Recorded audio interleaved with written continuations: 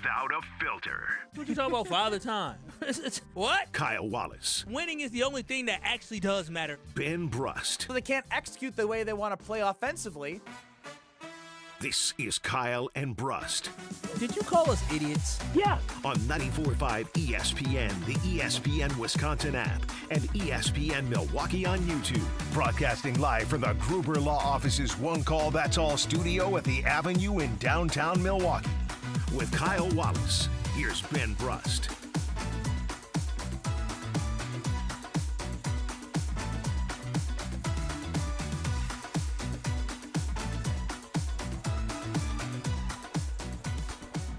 It is a great day to be alive on this Monday. Kyle and Brust live from Left Sports Bar and Grill at the Wisconsin State Fair. 800-990-3776 is the Carbless Talk and Text line. Less is more. Make sure you hit us up there. You can also see us at Left Sports Bar and Grill on YouTube, at ESPN Milwaukee, and at ESPN Madison. Kyle Wallace, happy Monday. Happy Monday indeed. And when I came here, I wasn't expecting to have a long line to get into the Wisconsin. The fair is packed. The fair is packed. Monday Don't make at me 2 question o'clock. employment and PTO. No, and it's the summertime, baby. People have vacation that's a good days, point. That's a good point. And they are using them for a good cause. I mean, for the Wisconsin line State. was crazy. You know, maybe it's because on yesterday, a lot of folks with the rain, maybe they were scared away from coming. The max. And so now they say, you know what? I am coming to the State Fair today. I'm shocked. Well, it's beautiful out, and it's packed. Scooter count is on. 1, 2 to my left. There's usually 3 or 4 in my sight lines as we go. Scooter count is on today at the State Fair. And your Milwaukee Brewers took 5 of 7 on the homestand, which started a little shaky, losing the first game to the Pirates last Monday. Turned in taking 3 of 4 from them and 2 of 3 from the Twins. Ooh. And if I'm being honest, Kyle, yeah, it was an ugly 7 games. Oh, but it was. You'll take a win anytime you can, despite how ugly it may be. Now, so many things have happened. Like when you think about yesterday and you think about the Brewers being in first place and you think about Atlanta, the Dodgers, the Cubs, the Phillies, the D-backs, those are the current playoff. If it ended today, who would be in? Ain't nobody got a Jake Bauers doing what he's doing unprecedentedly. Ridiculous. Hitting opposite field home run lefty yesterday. Luis Lara, they signed the guy to a long-term deal, and he makes 2 Spider-Man catches. And it's perfect timing because they knew the new movie's out and CCAT went to go see it. But those 2 catches were unbelievable from a guy who was a Gold Glover in the minors, but this is the majors, right? Yeah. In that stage, they've had some injuries. Cooper Pratt, Joey Ortiz, you got Andrew Vaughn playing third base. The Brewers just figure out how to win ball games, and I just want to make sure that despite it being ugly looking, you don't take for granted the identity and the way this team plays under Pat Murphy. Yeah, the runs are going to come eventually for the Milwaukee Brewers because that's what they do.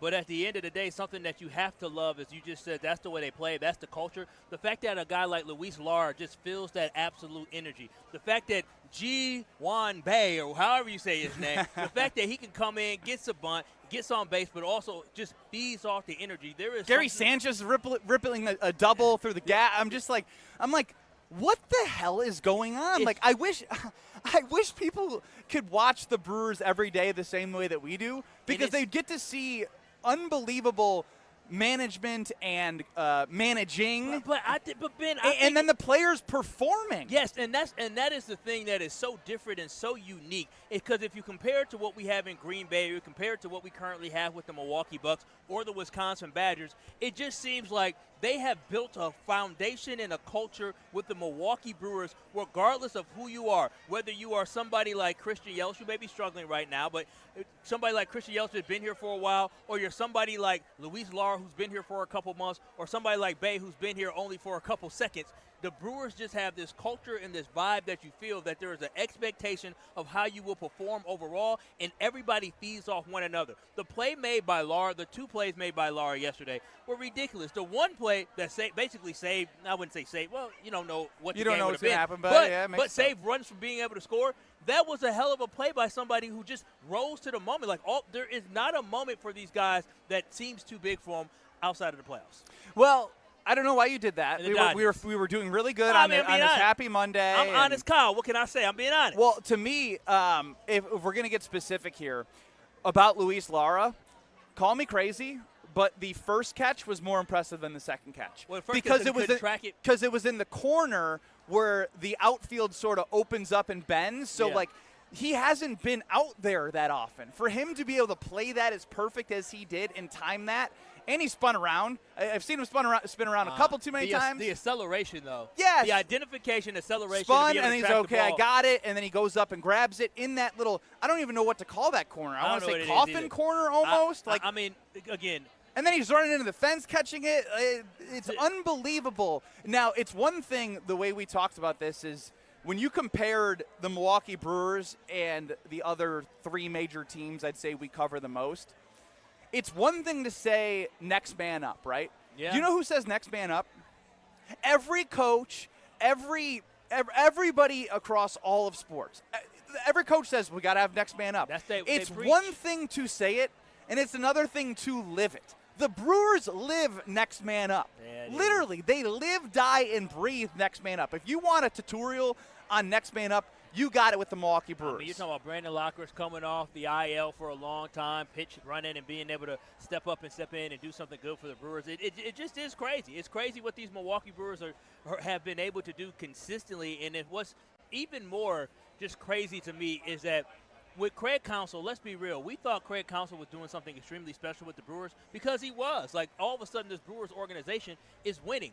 And winning, they won a division title as well. But now seeing what is happening under Pat Murphy, knowing that they're taking it to another level, it's just so impressive. And so what I want to be able to see is translate over to the postseason is do you have the ability to have clutch hits? Do you have the ability to steal bases when you need? Do you have the ability to get the outs like Abner was able to get the out even though there was a missed check swing and be able to recalibrate yourself and still stay locked in and get out of that inning? Like, are the Brewers going to be able to do that and translate that over to the postseason if they are able to make it to the NLCS? But, Ben, you're absolutely right. That the fun of this weekend, and even though the Twins aren't that great and the Brewers, they took care of business, they won. Dude, believe it or not, the Twins are still fighting for a wild card. That's fine, but the Brewers are better than them. No, I know. I'm just saying that's how bad the AL is. But the thing is that for the Brewers to be able to win these close games that they're supposed to win is impressive. Would you love for them to take care of business? Yes, but sometimes it ain't always that easy. There's 2 teams on the field, and the fact that the Brewers found a way throughout this series, especially like you said, starting off that series against the Pirates the way that they did, to finish. I think they were 1-6 at that point against the Pirates. But I think they were like 20-5 against the rest of the NL Central. And it seemed like they were playing bad baseball a little bit leading up into the start of that Pirates. They're not winning games. Pirates series. So it's just impressive the way the Brewers were able to turn it on and find win by any means necessary. And I love it. The Luis Lara stuff, it really just speaks to the Milwaukee Brewers. Jake Bowers. Jake the Rake Bowers, he's cold. He's 880 OPS as a guy who's like nearing 30. Yeah. And his last 2 years combined versus this year, like, this stuff doesn't happen unless you are the Milwaukee Brewers. Yeah, Jake Bowers ain't doing that anywhere else. I could promise you that. And he's rising to the occasion. I mean, there's everything you should love about Brewers baseball yesterday. Even the play at the plate where Bryce Terang with the beautiful slide. I mean, he got there right before, but even the beautiful slide as well. It's just, that was special yesterday. Hell, it was so special. You know what my mom did? She texted me at the game, and Brewers win. Brewers win. That's all she said? No, that's what she said, because I was there and I left. Hard-hitting analyst. Well, she was just excited. Exclamation. So on the Carbless Talking text line, Chef Ed chimes in. This win was the most rewarding game of the season. And Pat Murphy himself, post-game, talked about how, like, that was maybe the best team win that they've had. And I know we're talking about the Minnesota Twins, and I know we're talking about finding a way to win a series. But, again, they are 30 games above 500. Yeah. And every game does matter as you head towards the postseason.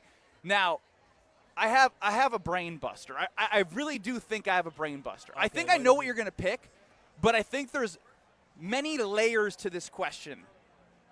Brain buster. Brain buster. All right. Okay. So Theo Hall yesterday having some life. I love it, man. As it stands right now, the Brewers are, I'm just going to go National League only right now, and we know they're the best team in baseball. They would be the 1 seed with a bye in the wild card round. Yeah. The Atlanta Braves would be a 2 seed in the skipping the wild card round and going as the 2 seed. The 3 seed, bracket style, would play the 6 seed, which as it stands today is currently Chicago Cubs? The Philadelphia Phillies. Phillies, okay. So the Braves would take on the Cubs or the Diamondbacks. It's fascinating. Now, there's a lot of season left, but this got me thinking, right? I hope you're not going to ask me what I think you are. What do you think I'm going to ask you? I hope you don't think we ducking the smoke. No. Okay, no, I'm going to say, I hope you ain't talking about trying to get the matchup you want now. Well, some people will, though. I've seen texts about maybe we don't have to see the Dodgers. Nah. So, despite them on pace to win 100 games, the Brewers may end up in the NLDS playing the Los Angeles Dodgers. Okay. Now, some people might root for – I mean, I would root for them to lose. But I know where this is going. Would you rather play the Dodgers in the DS in a 5-game series or play the Dodgers in the CS in a 7-game series? Oh. Now there's 2 things here, right? Oh. You get to the NLCS, which is quite the accomplishment, but you got 7 games against the Dodgers. In the DS, you got 5 games. So basically what I'm asking you is, do you want the accolades to go into the CS, but which I think is a tougher task, beating the Dodgers in 7 games, or do you want them right away in the DS, where you give them a 5-game series? Yeah. 800-990-3776. I do want to hear from the K&B fam. 800-990-ESPN is the Carbless Talk and Text line. Call, text us there. Put that on the poll as well, CCAT, for YouTube. Would you rather play the Dodgers in 5 in the DS or the Dodgers in 7 in the CS? 800-990-3776. It's Kyle and Brust live from Left's at Sports Bar and Grill at the Wisconsin State Fair. We are located at the corner of the Grandstand Avenue and 2nd Street inside the fair. Tons of food and drinks. We already got some great candied bacon cheese curds. Are they coming? No, I'm saying we already had them. Now they know how to say say candied bacon cheese curds, not canned dried. Then I have a problem. So those don't look like they fit you. No, well, they did. And I grabbed them for today, some shorts for today, and their waist is 33. Now, remember, I had lost some weight pre-wedding. I ain't worked out. Yeah, you got it. I'm a little nervous. You're gonna go try them on? I'm about to go swap into these shorts, and I'm a little nervous, Ben Brust. Will Kyle Wallace's shorts fit when we come back? And would you rather play the Dodgers in 5 in the DS or the Dodgers in 7 in the CS? Let us know. We'll hear from you next. You're dealing with Kyle and Brust. Emperor Penguin. You'd be like, yes. It looks like every other penguin. On ESPN Wisconsin and the ESPN Wisconsin app. Brew Crew Tuesdays are back on August 18th. Churio sends it deep to left, and there she goes. Catch the Brewers on local TV as they battled the Seattle Mariners. And Yelich launches one deep right center field. Forget about it. Oh, my goodness. 3rd deck. This edition of Brew Crew Tuesdays is presented by Delta Dental of Wisconsin. Tune in August 18th at 6:40 on Fox 6 in Milwaukee, or check your local listings to watch the game. Life's better with Grimal & Associates Agency with American Family Insurance. When you own a business, you're not just opening the doors, you're building something that matters. From your equipment and inventory to your customers and team, there's a lot to think about. And the right insurance can help you stay focused on what you do best. To find coverage that matches your business, risks, and goals, contact Grimal & Associates at 414-332-0838. Products, pricing, and availability vary based on where you purchase insurance and by state. Some exclusions apply. American Family Mutual Insurance Company, SI, and its operating companies, 6000 American Parkway, Madison, Wisconsin. No matter what business you're in, as the #1 SBA lender in Wisconsin, Summit Credit Union helps your vision take shape with loan programs, great rates, and strategic solutions. Awarded the #1 SBA lender by the Small Business Administration of Wisconsin in 2025. My house has a new glow. I love my windows. Universal Windows Direct. Experience Kyle Wallace right now. Buy 4 windows, get 4 free in 48 months with 0% interest, same as cash. Restrictions apply. Call 414-410-2000. And like me, you'll be saying, I love my windows. I love my windows. They've got that brand new home effect. Universal Windows Direct. Kevin Rett from Mentality Men's Health. Here's what we've learned in treating 25,000 men. You can't just rely on testosterone alone anymore. To run at full capacity, your body needs peptide therapy on top of your TRT. Our physician's treatment designed to support your recovery, repair, and performance with peptide therapy. A custom plan around your numbers, monitored every step of the way. Testosterone levels the field and peptides drive your results. Start today at lowtusa.com. Jake from State Farm. I just beat my running PR, so I'm celebrating with the Banana Bonanza smoothie. Hey, and you can keep celebrating when you create an affordable price just for you by bundling your home and auto with the State Farm Personal Price Plan. Go bananas. I will. Hey, make it a large. Bundling, just another way to save with the Personal Price Plan. Like a good neighbor, State Farm is there. Prices are based on rating plans that vary by state. Coverage options are selected by the customer. Availability, amount of discounts and savings, and eligibility vary by state. Okay, all signed up. Easy. Now let's run payroll. What the? Hey girl, I'm you with more gusto. Nice. Who's that? New social media manager. Hired and onboarded with gusto. And spoiler, we're kind of famous now. Wait, we're famous? Oh, well, I'm famous. Payroll, benefits, and HR. Designed and built for small businesses. Choose a future with gusto.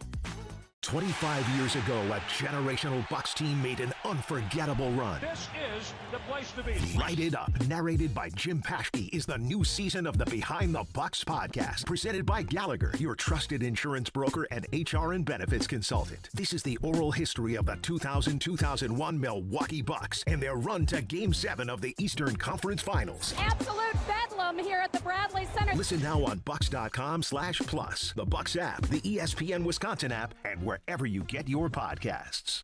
Earth Justice is a national legal nonprofit defending the environment and people's health.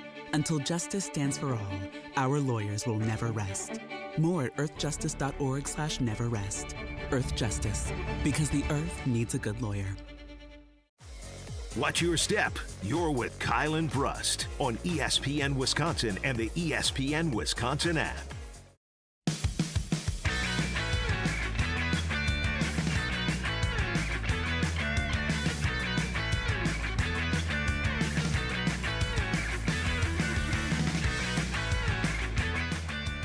It is Kyle and Brust across ESPN Wisconsin, live from Left Sports Bar and Grill at the Wisconsin State Fair.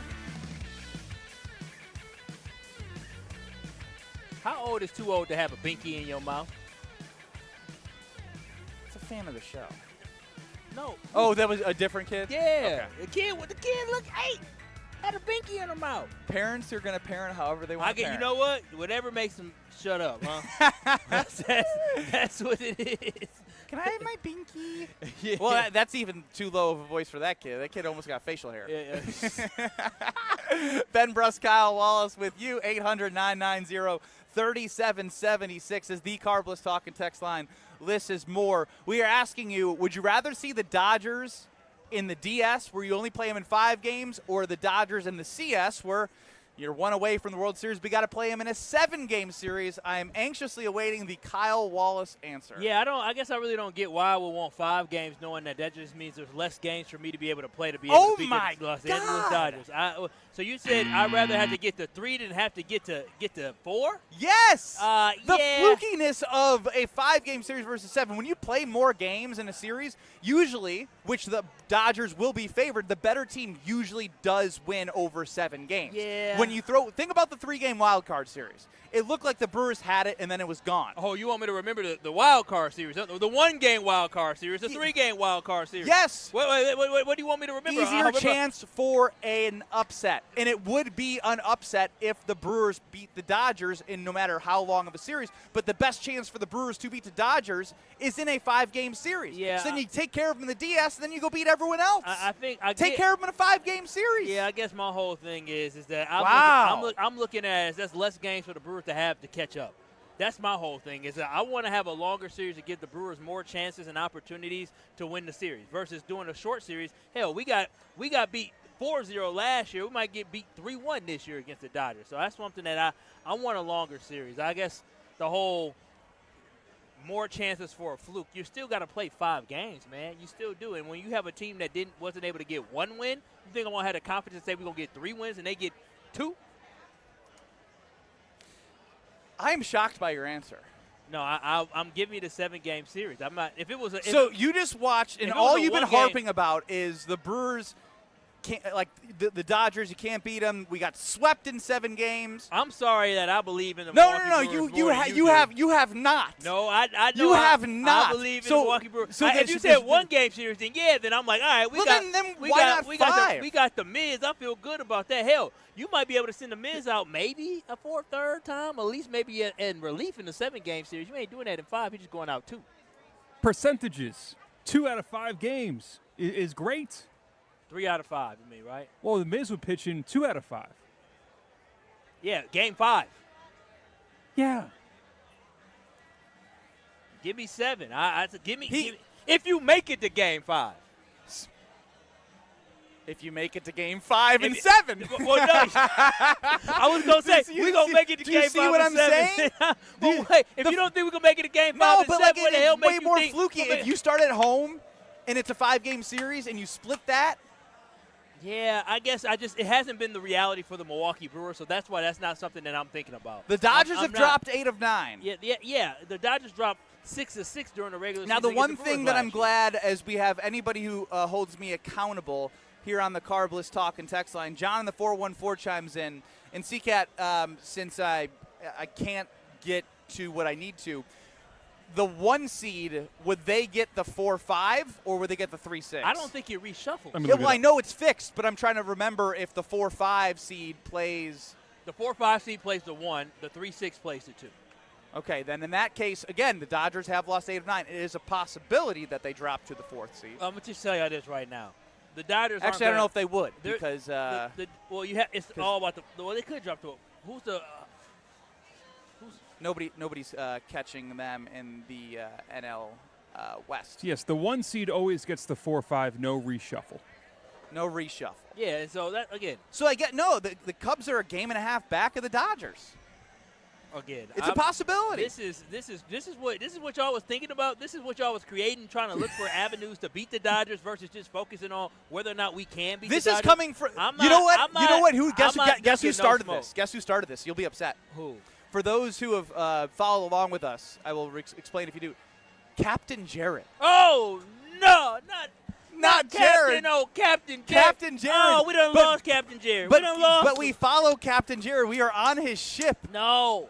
I'm jumping ship. I can't believe Captain is having second thoughts. So Captain Jared is very analytical. He likes to look at things, take a deeper dive. He brings like a 2-page script about where the numbers and analytics, and he is as positive as it gets. He will find every reason to be positive. So his positivity today was, as he was telling me, he was a little scared of the Cubs. Oh, catching the I don't know what's going on with our captain. Do we need to become captain, co-captain of our ship to Brewers' success? It sounds like our captain needs to retire. That's what it sounds like. We need to have a new person lead. Maybe the co-mates. So again, when he speaks, he's our captain. I do listen to his ideas. He ain't Pat Murphy. I liked his ideas when it was all positivity, encouraging me. Hey, don't be concerned. We're still in the first half of the Packers NFL season in the second quarter. Now when he's talking about maybe we want to get the Dodgers in a 5-game series, and I'm nervous about the Cubs. We thinking about the Cubs. He worried about the Cubs in the regular season or the playoffs? Regular season. Oh my gosh, the Brewers just won 5-7. Oh. He don't believe. That's cool. No, it's not cool. It's messed up. It's messed up. I can't believe it be the people you trust the most who change up on you. That's crazy. I know. Again, for the Milwaukee Brewers, I'm not really concerning myself about who we gonna play and when we gonna play them. My goal is for the Brewers to get as far as possible. I would hate for us to take a regression, to take a step back by only making it to the NLDS this year and not making it to the NLCS, especially when you're talking about some of the young guys on this roster that have emerged this year, of guys I would love for them to be able to get that experience. Talking about Bryce Terrain being there again, talking about Jacob Mizorowski being there again, talking about Luis Lara getting an opportunity to play in that big moment, or Cooper Pratt. So I would love for the Brewers to make it to the NLCS again. So they could get 4 games of experience instead of 3, according to you? It's better than the NLDS. Let's go to the phone lines on the Carbless Talking text line, 800-990-3776. List is more. Chris and Muskego, would you rather see the Dodgers in 5 games or 7 games in the DS or the CS? I'd rather see him in 5 games. 2 of them at home. You 2, you go on the road and still give up 2. You're coming back home for the 3rd, and Miz is pitching. But none of you are talking about is in the last 4 Mrs. starts, 3 or 4 starts, he's been giving up the long ball. He ain't been helping himself at all. What's going on with that? Well, he has been susceptible to the long ball because guys just are able – a lot of solo home runs. But, yeah, I mean, that's – There was a 2-run shot yesterday. Yeah, but I'm just saying – A lot of solo. A lot of solo. Because it's hard to get on base with him. It is something to think about. It's all location, right? And, like, it seems like in the middle of, like, a long season, I'm not going to get too concerned about the minus 550 NL Cy Young winner right now from a long ball standpoint. But I do see your point. It's something that I have noticed. But what I do know about Jacob Mizorowski is anytime he's been in a big moment, he has always delivered. So I'm not he's coming off of the arm fatigue. He had he still threw pretty good. For me, the way that I look at it is, yes, I want Jacob Mizorowski to be as impossible to hit as possible. But when we're talking about a guy that's giving you 6 innings, giving you only 3 earned runs, I'm supposed to be mad about that? I'm supposed to be upset about a guy that still gave you a quality start? Well, again, you're talking to Chris or me? I understand him being an ace. You want him to probably allow the least runs as possible. But if you tell me that my starting pitcher only allowed 3 runs, you tell me that my team only allowed 3 runs in multiple games in the series, I would say the Brewers need to win that. And also, it's like we could say like that's probably because even when he gave up a bunch against the Phillies when you were out, and I was in with Homer, we were at Summerfest. I think Miz only gave up 2 earned runs after the air. So believe it or not, I think this 3 earned run game is the most we've probably seen in God knows what, like 2 months. I haven't looked at it, but like that's at least from my knowledge what it feels like. But again, that's something that I don't think we should get caught up in because regardless, if the Brewers starting pitcher or the pitching staff as a whole, which again yesterday, Miz he's the show. Like he's the guy that you go see. But the relievers yesterday were fantastic because they found themselves in little small jams and they got themselves out of it. And you could tell everybody was feeding off that energy. They did everything they could to ensure that the Milwaukee Brewers were going to stay in that game. But if your team's only allowing 3 runs total, you should be able to win every single one of those games. I do know this, Kyle Wallace. Jesse Nelson had another bad take. No, come on. Wait. He was gone today. I know. I will be going to look at when you were on your honeymoon. Me and Gabe Neitzel were talking about the back end of the bullpen. Yeah. And Jesse Nelson said he was upset because Trevor McGill and Abner Uribe aren't the same players. They're not near as good as they were last year. Well, maybe that was true at that time. And no, it was like 10 games after McGill went like 10. Now I think Abner's at like 20 scoreless. Yeah. McGill's been dialed in. So we will have that for some fun Jesse Nelson at some point here on Kyle and Brust throughout the week.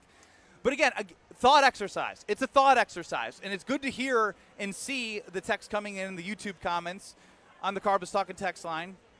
I think people are just saying right now, they believe in the Brewers. You're going to have to face them no matter what, when, it doesn't matter. If you believe in the Milwaukee Brewers, then bring it on. Well, that's my whole thing is that I don't really care whether it's 5 games or 7 games.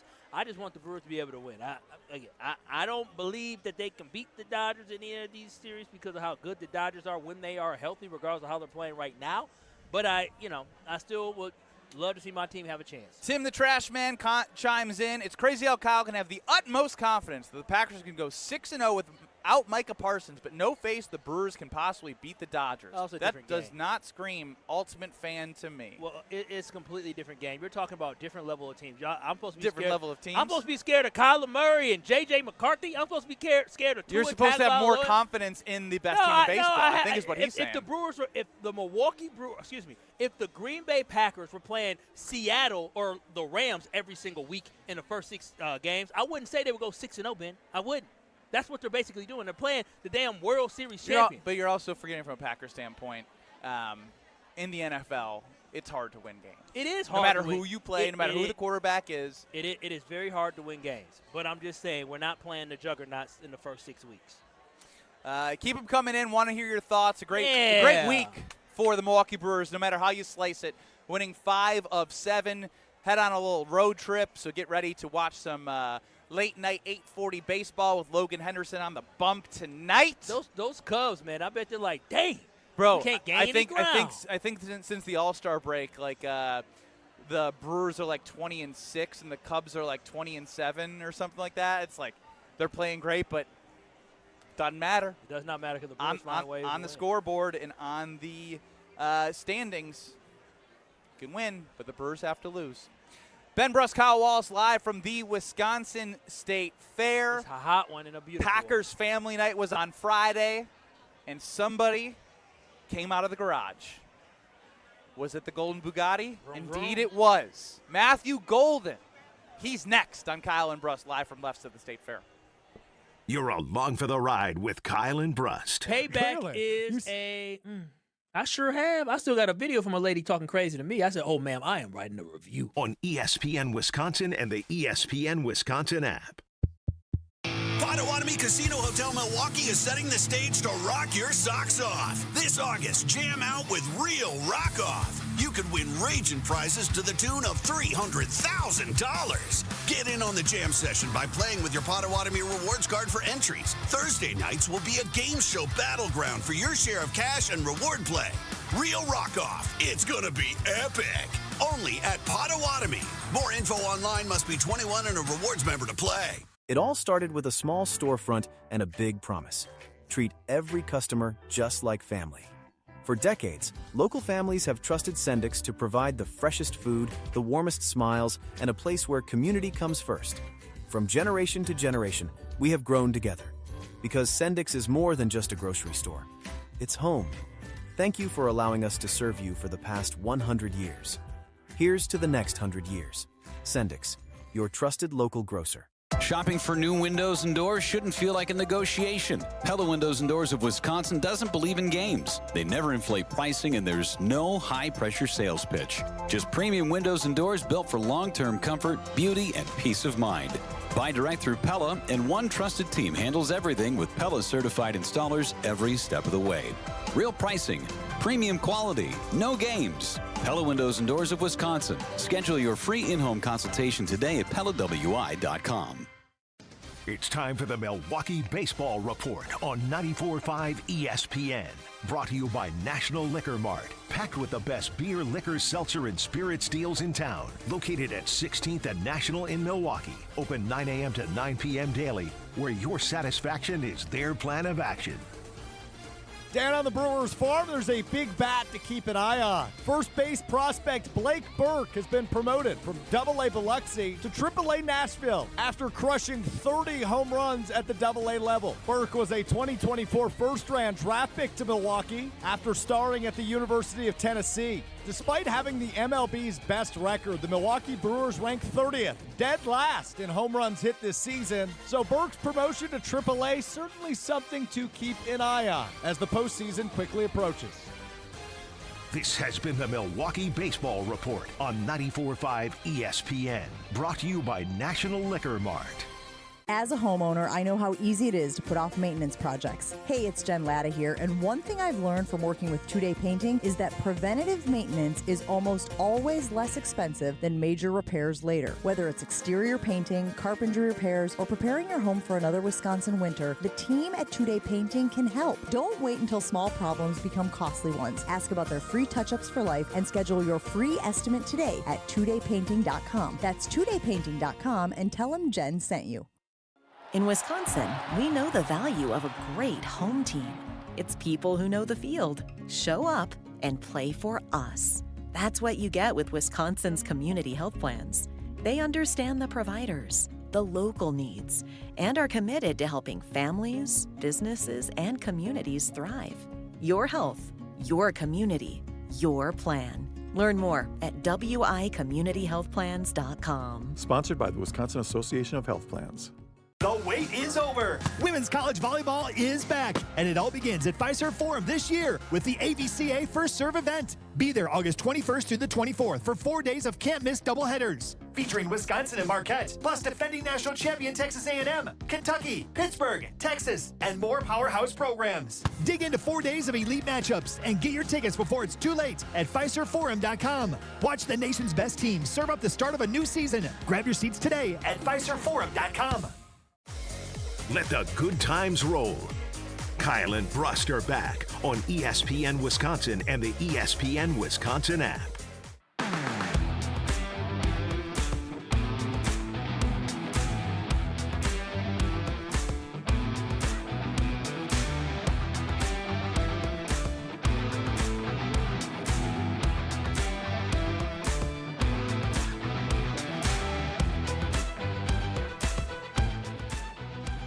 Kyle and Brust across ESPN Wisconsin, live from Left Sports Bar and Grill at the Wisconsin State Fair.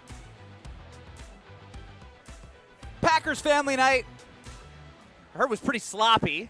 I wasn't in attendance. Nor did you probably watch. You're putting together a shelf. Or No, I hired somebody for that. Oh, you were watching them put it together. No, that's happening later. I didn't get it done before she came back. It's all good. She's fine. She's fine. gosh. She's fine. She's happy to see me. Crazy. My wife and daughter were out of town for a week, and I think they were happy to see me. She lets you get away with anything. I got the smile. Draw the line somewhere, Miss Brust. You know she does. It's Mrs., by the way. You got me on that one. Mrs. B. Mrs. B.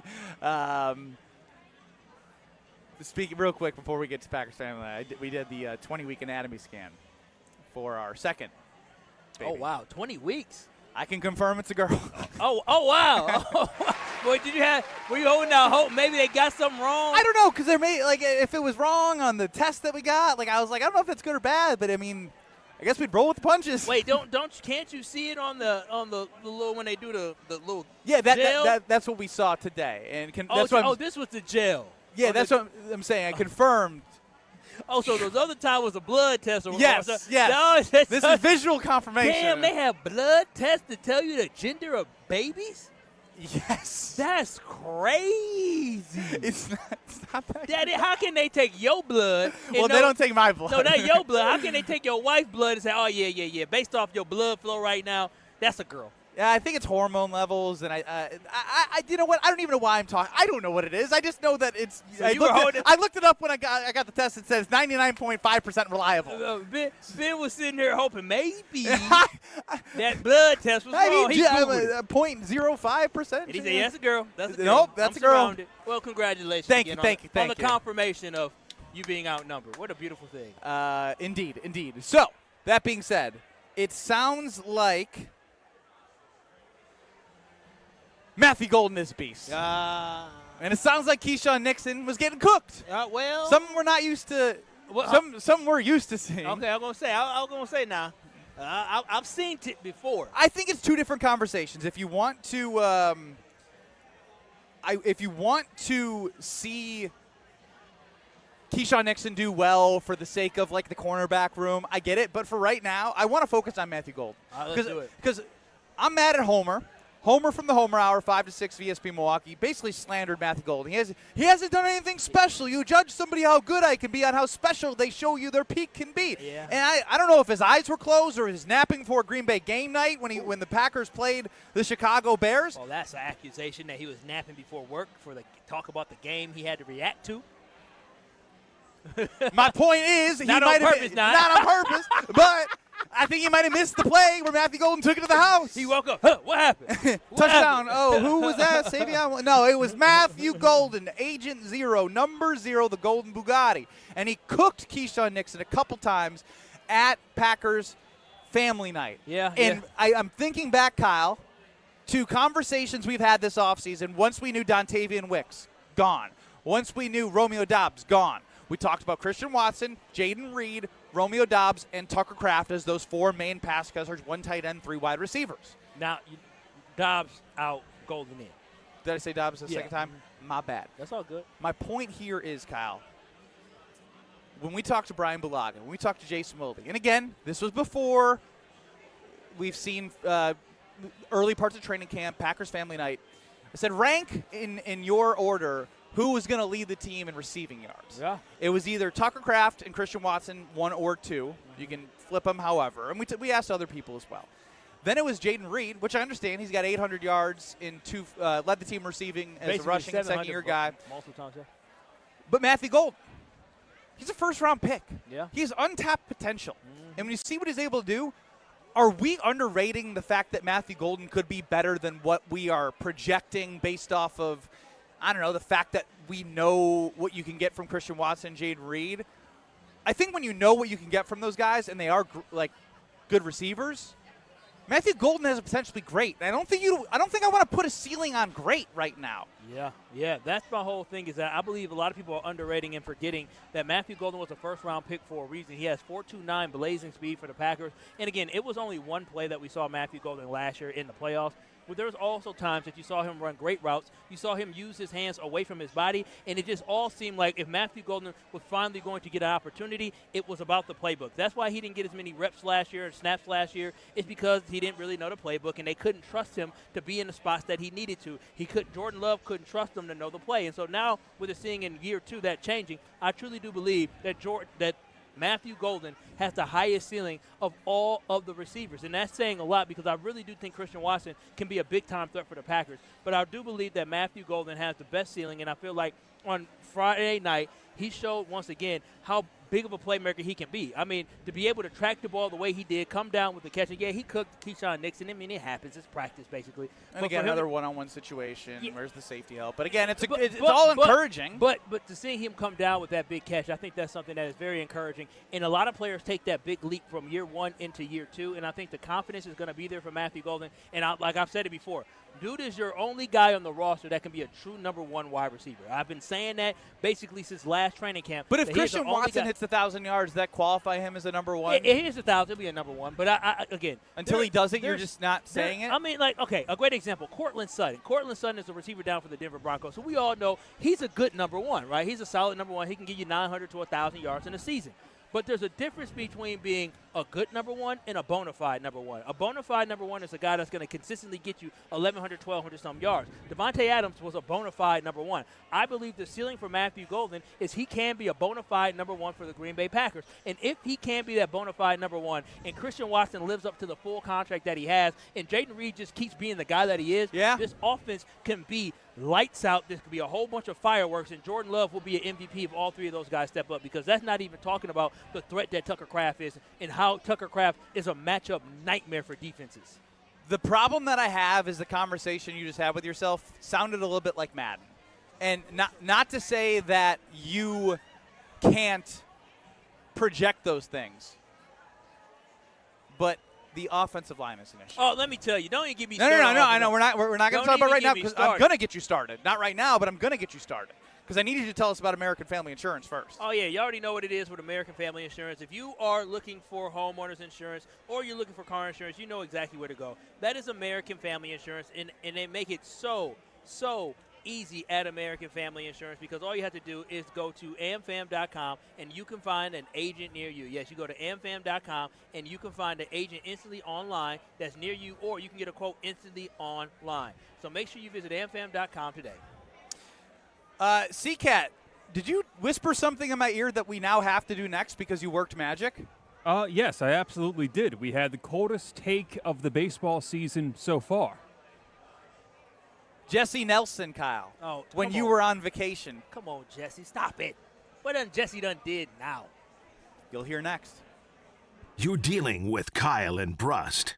Man, Kyle, do you ever know what you're talking about? On ESPN Wisconsin and the ESPN Wisconsin app.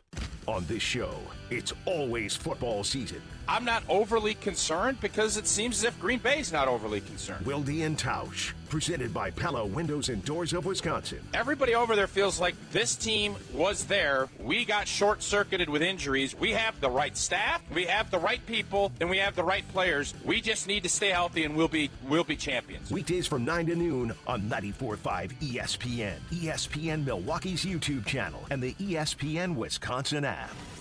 Life's better with American Family Insurance because we know you love working weekends. If it means working on your dream home, both inside and out. And we're here to help protect those dreams so you can enjoy peace of mind. Save up to 40% when you bundle home and auto. American Family Insurance. Get a quote and find an agent at amfam.com. Products, pricing, and availability vary based on the way you purchase insurance and by state. Some exclusions apply. American Family Mutual Insurance Company, SI, and its operating companies, 6000 American Parkway, Madison, Wisconsin. Every tailgate has one. One person who brings the grill. One person with the lawn games. One who's convinced this is the year. But everyone's favorite, the one who shows up with the carbless. Handcrafted premium cocktails with bold flavors, 0 carbs, 0 sugar, just 100 calories, and gluten-free. No mixers, no mess. Just crack one open and enjoy. This football season, make Carbless the MVP of your cooler. Find your bliss at drinkcarbless.com. What life events have you experienced over the past couple of years? Well, maybe one is coming up. The sale of a company, death, divorce, a health crisis, or helping to pay for college or a wedding. Well, Annex Wealth Management has assisted clients with life events, but planning for them can make all the difference. Knowing what you own, why you own it, and how much you're paying for it is a big part of smart financial planning. Annex has an entire in-house team that works together so you can make informed decisions when life events come up. Click Get Started at annexwealth.com.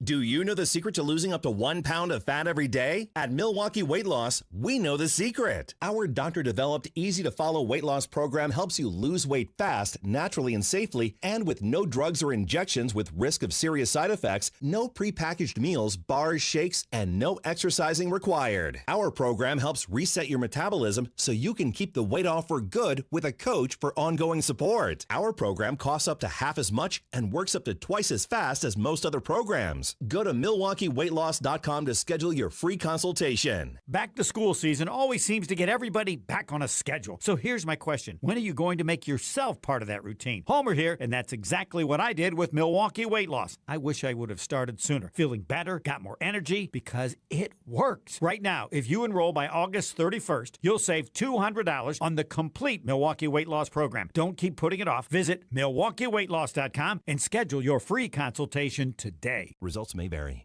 I love a good competition, especially when it brings together some of my favorite things. UW Credit Union, Wisconsin sports, and some friendly trash talk. Mark Tauscher here, and it is my pleasure to introduce you to the inaugural UW Credit Union Games. Watch Wisconsin student athletes from various sports go head-to-head until we crown the ultimate winner. Follow along on the ESPN Madison YouTube channel and all of our social media platforms. UW Credit Union, here for every you. We've all walked through the Expo Center at the Wisconsin State Fair, seen something and thought, now that would be nice to have. Hey, it's Jen Latta from Jen, Gabe, and Chewy, and that's exactly what happened to me when I found Good Health Saunas just a few years ago. Buying my infrared sauna was one of the best decisions I've ever made. I sleep better, have more energy, recover faster, and with how much I travel, the detox benefits are huge. Visit Good Health Saunas inside the Expo Center at the Wisconsin State Fair August 6th through the 16th, or learn more at goodhealthsaunas.com. Have no fear, the chaos is here. Lucky you.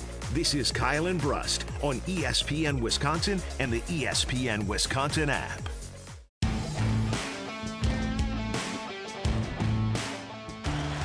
Jeffers with the fans on their feet. 1 out of 3 today. The pitch from McGill. Fly ball center field. In comes Mitchell. He's there. Ball game over.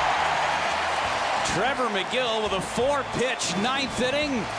Clamps down the win for the Brewers. 4-3 your final score. That was from Saturday. Milwaukee Brewers. Trevor McGill getting it done. The reason why we wanted to make sure you got to hear from Jeff Levering in the Brewers Radio Network was because Jesse Nelson strikes again, Kyle Wallace. It's Kyle and Brust across ESPN Wisconsin, live from Left Sports Bar and Grill. at the Wisconsin State Fair. So, C-Cat, was this me and Jesse hosting together? Yeah, it sure was. Circa June 30th, 2026. You were. I was laying in the sun. You were laying in the sun. I was in Punta Cana, Meaches, Dominican Republic. You were having a good time. I You know sure everyone by was. name. You were sipping on not pina coladas like our guy C-Cat, but different drinks that you were enjoying. Here's Jesse Nelson on June 30th with me on Kyle and Brust while Kyle was out. Relief pitching, big time number one. I have been saying since early May that is the spot of this team that I think is weaker than it has been in years past. And no matter how good your lineup is, no matter how good your starting pitching is, in the playoffs, if you don't have dependable back-end bullpen. Now, it doesn't have to be like you don't need 8 guys who are dependable out of the bullpen. We all understand there are certain roles that Chad Patrick and guys like that have to play over time. But you cannot have uncertainty about the 7th, 8th, and 9th inning. And Jared Koenig coming back, bless his heart, I don't think that's the answer for what the Brewers need to solidify the back end of the bullpen this season. You can tell, and you've been able to tell since early in this year, Trevor McGill and Abner Uribe are not as good as they were last year. They are not as dependable as they were last year. There it is. That back end portion is my favorite part. And also me saying, dude, you're not watching then, because I think that was at the time that Trevor McGill had then got 10 of the last 10 saves. Did you know, Kyle Wallace, in Abner Uribe's last 20 appearances, he has given up 0 earned runs in his last 20 appearances. Cooking. 0 earned runs for Abner Uribe, who is at a 2.05 ERA in that spot. Yeah, I mean, listen, they're not the same guys, though, according to Jesse Nelson. Jesse might have spoke too soon. Let me not be a Jesse defender, but I will say, because Jesse was a little late on that one because of the fact that you just said that. In the month of June, Trevor McGill gave up 2 earned runs. In the month of July, Trevor McGill gave up 1 earned run. Yeah. In the month of August, in 5 appearances, he's given up 0 runs. No, he's just stupid. Yeah, Jesse is a little bit stupid. Jesse should have been paying attention. But, I mean, here's the thing. To try to save Jesse from all his stupidity of saying that he doesn't think these guys are who they are, I think one thing he did say right is that you need to have a good back end of the bullpen. I think the Brewers added to the bullpen, but Jesse always speaks entirely to he had the right point, but he put the point towards the wrong people. Yeah, he did at that moment. And by the way, they did. They went and got JoJo Romero, who I believe in, who's been a mainstay in the back end and high leverage spots for the Cardinals, part of the Dustin May trade, and Sensatella, who was a starter. Had an injury, and now he's part of the team. Playing well? He had 1 2-run outing he gave up. But regardless, my point is, Jesse, keep saying stupid things about the Milwaukee Brewers, please. It makes me so happy when you're wrong. And it seems like once he says the bad things, all you have to do is fast forward a month, and he's proven just disgustingly wrong. Like, I'm wrong. He's, like, way wrong. His takes, he has these takes. And the problem is he has these takes about guys that are proven, right? It's one thing to have a take about McGill was an all-star last year. That's the problem, is that he's going at the top dogs for this team that have shown you a level of consistency of being good, where he's all of a sudden jumping ship entirely too early. He tried to jump ship talking about maybe we should think about Pat Murphy, and it's too early. We're talking that in May. Maybe we should think about Abner Uribe, and maybe we should think about – it's entirely too early not to trust those guys. Remember how I said, hey, we shouldn't give up on Christian Yelich quite yet, even though some people might have the reason to give up on Christian Yelich. You can't give up on certain guys who have shown you in the past that they can be good. And you sound like Murph. You got to remember who he was and what he can be. You know, Jesse, I feel bad for Jesse's wife. All it takes is one bad week of arguments, and Jesse's probably thinking, maybe we should think about sleeping in separate beds for a couple of things. That's crazy, but you're not wrong. Nah, man, he just crashes out. The kids call him a crash out king. I always try and think, does this have anything to do with him being an only child? Has to be. He never had to share, never had to allow for other people to have bad days. It's just been about me. Oh, the Brewers bullpen wasn't playing too well to start the season, so let me not even focus on what they're doing currently now, but even back at the back end of June, and make me have this stance. Jesse will be proven right in the playoffs when it matters, when Ben loves his irrelevant regular season. From Marcus in the 920. Oh, Marcus in the 920. You know he's a Bears fan and a hater. Oh, I'm going to say it might be Jesse in the 920. No, it's definitely not his burner account, I can tell you that much. Yes, again, C-Cat, I was worried that you didn't have the part where he talked specifically about Abner and Trevor. Are you able to play just that end part? Because when he talks about not believing in those guys after an all-star year of McGill and now Abner at 20 or 21 consecutive. Yeah, I'm sorry, Ben. I'm looking back at Abner in June as well. Is that Abner was fantastic. When he said that June 30th. Well, yeah, that's why I went back for Abner in June, and then if I went back for McGill. Abner allowed 2 runs in June, but at that point, Abner hadn't allowed a run in 1, 2, 3, 4, 5. But when he said that Abner hadn't allowed a run in a single outing, and he had pitched a total of 6 innings, 5 innings at that point. At the end of April, McGill was at a 6.55 ERA. By the time that he said this on June 30th, McGill was at a 3.38. Trending down. And now McGill's at a 2.58. Yeah, and you have Abner almost at a 1. So that's why I said I don't think he's watching. Just one more time. And we're going to have this forever. This season. You can tell, and you've been able to tell since early in this year, Trevor McGill and Abner Uribe are not as good as they were last year. They are not as dependable You're not as they watching were last then. year. Trevor McGill has been great. Basically since the first month of the season. He has turned it around. He has found the fastball velocity, and he showed it again last night. I don't know why you're so caught up in the Uribe. Oh, great! He got a save thing. last night. No, it's wait, not. What did he say? Oh, great! Over the last 2 months, he has been better than he has been to the start of the year. Not only was it save opportunities blown, it was tie ball games that he blew. I saw all that, but Murph talked about on the On Deck show yesterday with Lane Grindle asking questions about the bullpen specifically. And he talked about how Uribe and McGill have been awesome for this team the last couple of months, getting back to their true form that we knew them last year to be. So, although I thought he was going to jump in there eventually, and it never happened. No. He's just sitting there. Windmill dunked on his ass.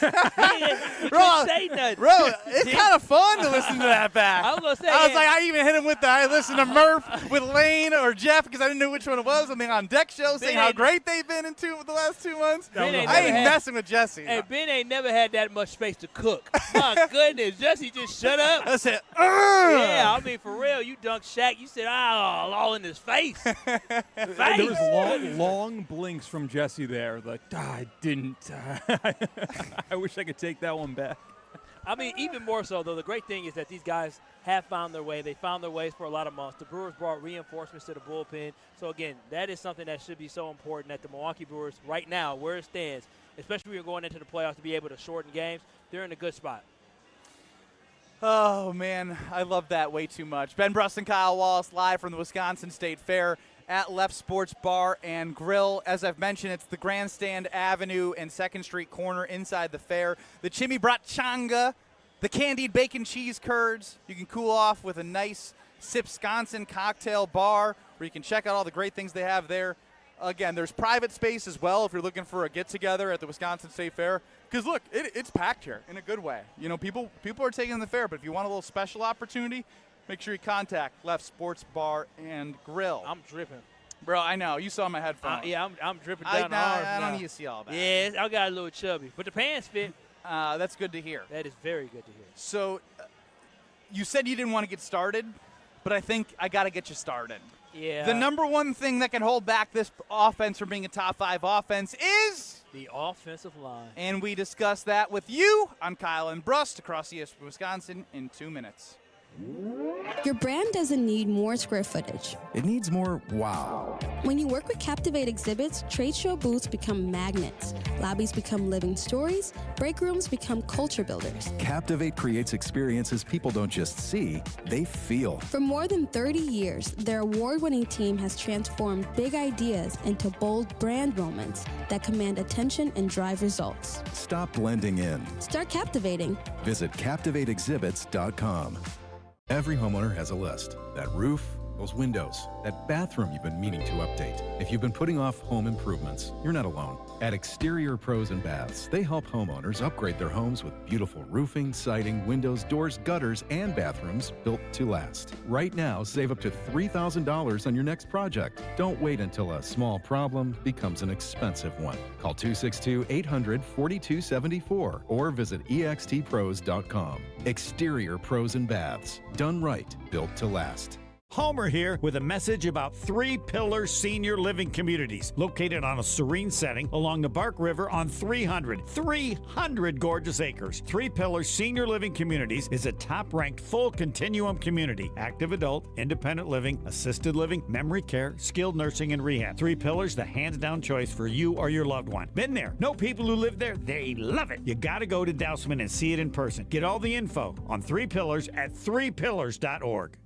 Hey, it's Kyle Walls for Universal Windows Direct. Can you believe we're already talking about the end of summer? It feels like we were just firing up our grills for Memorial Day. But if replacing your windows has been sitting on your to-do list, now's the time to get it done and cross it off for good. Right now, you can buy 4 windows and get 4 free, and you can also get 48 months of 0% interest financing. Call 414-410-2000 or visit universalwindowsdirect.com to schedule your free estimate today. And like me, you'll be saying, I love my windows.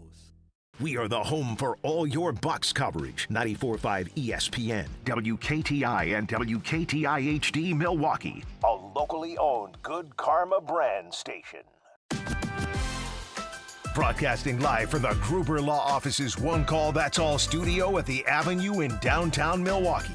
This is Kyle and Brust on 94.5 ESPN, the ESPN Wisconsin app, and ESPN Milwaukee on YouTube. With Kyle Wallace, here's Ben Brust.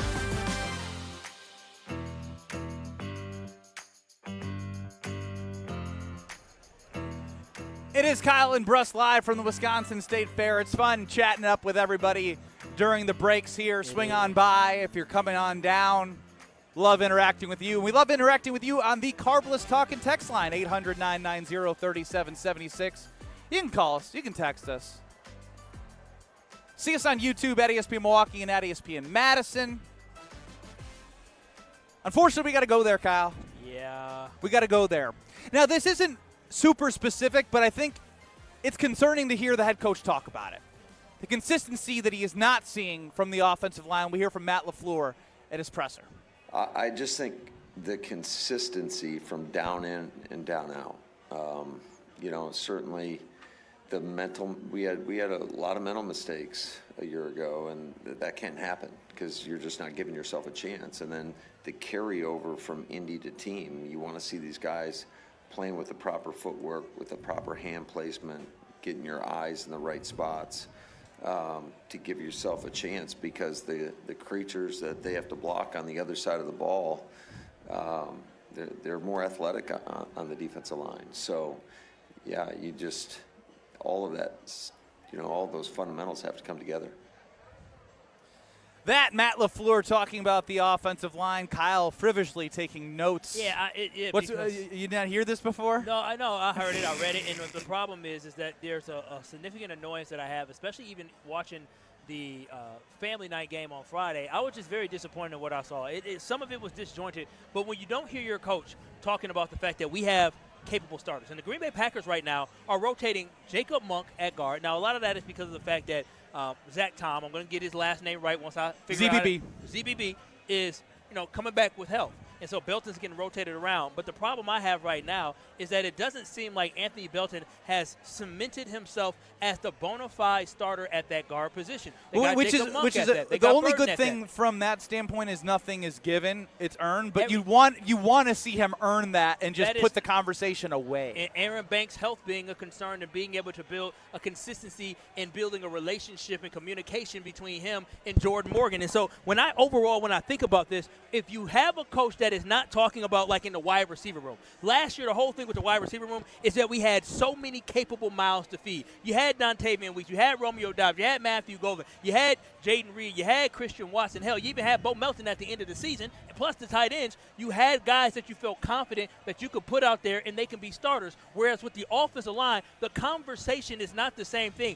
I have not heard Matt LaFleur say, yeah, we have 7 or 8 guys that are capable of starting. Right now, it just seems like he's trying to figure out who are going to be the best guys to be out there versus them saying, boy, we have a deep stable of guys. And so I love that the Packers are trying to develop guys, but I don't love that the Packers don't seem like they have a whole bunch of guys they can throw out there and they can be confident in starting. And you have to improve after last season because teams were able to stop the run against the Green Bay Packers. Yards per rush, the Packers weren't great last year. The amount of times we witnessed Josh Jacobs get hit behind the line and again, he made something out of nothing, but that something could be something more if he's able to get going. And it makes you more one-dimensional, and teams were able to pin their ears back and rush Jordan Love a lot last season and just put the Packers in a bad position because the offensive line was not good. And so if we go into this season, and if the Packers' offensive line is complete disarray, then that will be an absolute disaster for the Packers because in order for this team to get to where they want to go, they have to be able to throw the ball with Jordan Love. They have to be able to protect Jordan Love. And how much I think Tyrod Taylor is a capable backup quarterback, the Packers ain't going nowhere if they need to depend on Tyrod Taylor for multiple games this year. They have to find a way to protect Jordan Love by any means necessary. So if by the time they get to the end of camp, if they don't feel confident that they are sending the best 5 guys out there that they know will protect Jordan Love, the Packers need to be looking for a trade or they need to be looking to bring somebody else in because I'll be damned if the offensive line once again plagues this offense. You know, as you're talking through this, I completely agree with a lot of what you're saying. The time that Jordan Love needs to throw, you want to be able to throw downfield and showcase what we saw at Packers Family Night with Matthew Golden, Christian Watson downfield. We know he's a threat. My frustration goes towards Goody. You know why? Because after they lost to Philadelphia in the wild card round, what did we saw? We saw some guys go down and not have the depth, but it was something that was compounding up to that point. And then he publicly talked about how they need to invest in the offensive line. And he did. And they did invest in different ways. They went and signed the most expensive guard in the free agent market in Aaron Banks. They went and drafted Anthony Belton in the second round. Drafted Anthony Belton. Which he better be starting if he's a second-round pick. The year before that, we're on year 3 of Jordan Morgan, who has been tossed around. Now he's finally playing left tackle. ZBB got hurt. That's kind of part of the game. We know he can be an all-pro, Pro Bowl type right tackle 100%. When healthy. But there's to talk about that. And then to hear Jason Wilde last week say they don't even have a plan at backup left tackle right now. They do not. That's a problem. Like this is a Goody problem, in my opinion, because when you talk about after you get dominated in the trenches by Philly, that's 2 seasons ago now. You need to fast forward, and it's all the investments he made financially or through draft capital that are going to be guys that you're depending on right now, and this is his body of work. His body of work is Jordan Morgan better work. Aaron Banks, they restructured. So he's not just here this year from moving on that old contract. They restructured him. He's next year. Sean Ryan, again, I think you just want him to be solid because he's moving to a new position for the first time in 8 games. That he played 8 games at center. So he's moving to center. You just talked about Belton. We know ZBB, Zach Tom, but the depth isn't there either. So if anyone goes down, we're talking about Jacob Monk, who we forgot Jacob Monk was even a part of the team because he didn't even get reps when they were rotating guys last year.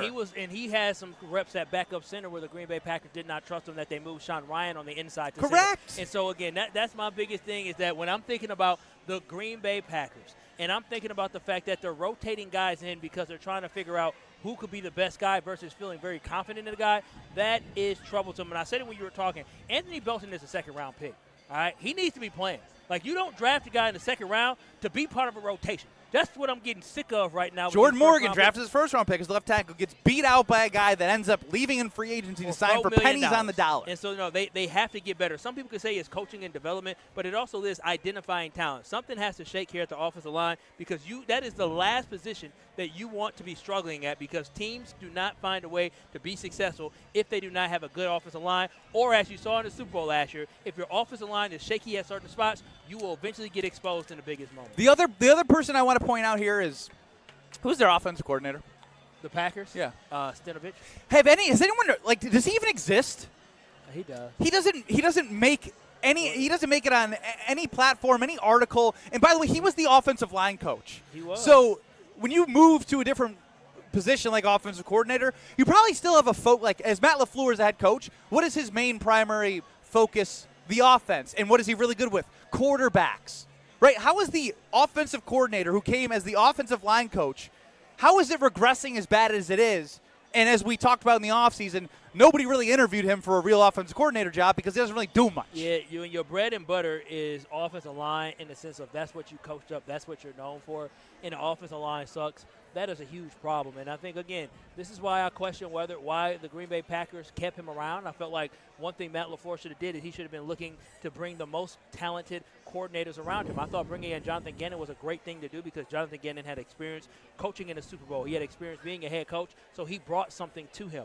Whereas I look at the offensive coordinator, Adam Stenavich, I just don't see the added value that he can elevate Matt LaFleur. Can he help Matt LaFleur? I'm sure. But can he truly elevate Matt LaFleur and make him think outside the box? We haven't seen that in the last couple of years. It's super frustrating because the fun conversations we have and the fun things that we can see on Sunday may not reach its full potential based off the product of the offensive line. And it's so disappointing because the whole thing that Goody talked about 2 years ago is that we need to be thinking about competing for championships, and that's why he made the investment. But he talked about the window in the window that they're in. This would be like year 3 of that 4 or 5 year plan. It would be. You're in the meat of it. And I love how I love the fact that they got rid of Nate House because they realized that it did not work. I don't like the fact that they doubled down on Aaron Banks. I thought that it would have spoke volumes saying if we make a mistake, we are going to move on from that mistake as soon as we can. And Aaron Banks, as of right now, because, again, I don't know how good Aaron Banks can be simply in the Packers uniform because he hasn't been healthy. Right now he's not healthy. He's dealing with the knee issue that it doesn't seem like we can for sure believe that he's going to be healthy all throughout the season. That is going to create even more problems because now you're going to have, once again, lack of consistency that Matt LaFleur was talking about. That consistency isn't just with play. It's also with having that same starting 5 out each and every week. And the Packers, it doesn't look like they're going to be able to have that even going into the season if Aaron Banks is not healthy and ready to go. And another thing that frustrates me, and you alluded to it, but let's not forget, Jordan Love got popped against the Bears, right? The concussion. But he also, that was a free look. He had been getting banged up more than ever in that second half of the season. More than ever. Yeah. And so that's in the back of my mind, too, as you're playing and trying to figure out 5 guys who have never consistently played on the offensive line together. And who speaks continuity on the offensive line? I know you're like, hey, you can figure it out, you can shuffle. So one of the best right tackles in Packers history is Bryan Bulaga. And he'll join us today, later on. We'll get into this. He talks about continuity. There is zero continuity with injuries and the guys they're bringing in and the competition. It just leads me to believe that during the season they might be trying to figure this out on the go, and that's not a good thing to be doing. And the thing that sucks is being a Packer fan my entire life. Talking about the offensive line is not something never. The reason why Brett Favre was able to be as great as he was is because he had a good offensive line. The reason why Aaron Rodgers was able to be as great as he was is because he had a good offensive line. The offensive line allows for teams to truly thrive, but more importantly, it allows for your quarterback to be that guy, to be that dude. And if quarterbacks have to be worried about getting pressure like we saw. Getting rid of the ball quicker, on a quick time clock in their head. It's just a whole other thing that we shouldn't have to be concerned about. We got to let Jordan Love be unleashed, and being unleashed, you got to have protection on the offensive line, something that the Packers are lacking right now. Are you worried, or are we overreacting to the offensive line for the Green Bay Packers? 800-990-3776 is the Carbless Talk and text line. We're going based off what the energy that your head coach is putting out is the energy that we're reflecting right now. If the coach, if he had energy of confidence like the D-line, he's been glowing about the D-line. He feels good. He feels good about the safety position. He's talking about having all 3 guys out there at one time. Like, he's been talking about the receivers. The leadership from Zaire coming in, playing with Edgerrin Cooper, and those two talking about it. Again, he's going to answer questions about positions that need work. But like you said, as we played earlier, Matt LaFleur didn't feel confident. I didn't like the confidence that he had when talking about it. Left doubt of like there's going to be some creatures on the other side of the ball, and we're not ready for it. Is kind of what I heard. Which is messed up because that can't be a good thing for the quarterback. I just don't want Jordan Love under duress because if Jordan Love's under duress, this team isn't making the progress and taking the steps they need to. Especially when you're talking about, I do believe this defense can be very good when Michael Parsons is out, but if they're not great, you need to make sure that offense is putting up as many points as possible, and it's hard to score when you can't run the ball. It's hard to score when you're under pressure nonstop and your quarterback's being moved off his spot every time that you get in the 3rd and long. Are we worrying too much? Well, I guess what? We're going to find out from Jason Wilde on the Yuengling guest hotline, because Jason, usually if we're one way, he's either going to send us back to a safe zone or probably escalate us even further based off the information he gives us. Well, I'm ready to be escalated to the moon on this one. We'll see what he says. Jason Wilde joins Kyle and Brust across ESPN Wisconsin, live from Left Sports Bar and Grill. Next. You're along for the ride with Kyle and Brust. But then when you whoa off now. On ESPN Wisconsin and the ESPN Wisconsin app. Problems continue near the Hale interchange. We have a busted up pavement on northbound 4394, right about just south of Beloit Road. 3 right lanes are blocked with this. So big backups heading back through the Hale in all directions. We've also got an accident southbound 43, just about a mile past Highway 100, almost gone on 43 southbound. So at least we got that going for us. And then we've also got some delays westbound 94 from 27th Street all the way to Hawley Road. Traffic is brought to you by IKEA. Back to college season starts at IKEA. Shop smart storage, bedding, furniture, and more. Verified college students save 15% with IKEA Family. Stop in today at IKEA Oak Creek or visit us online at ikea.us. And checking the TMJ4 Storm Team forecast tonight, slight chance for showers, partly cloudy with a low of 67. Tomorrow, storms likely, cloudy with a high of 78.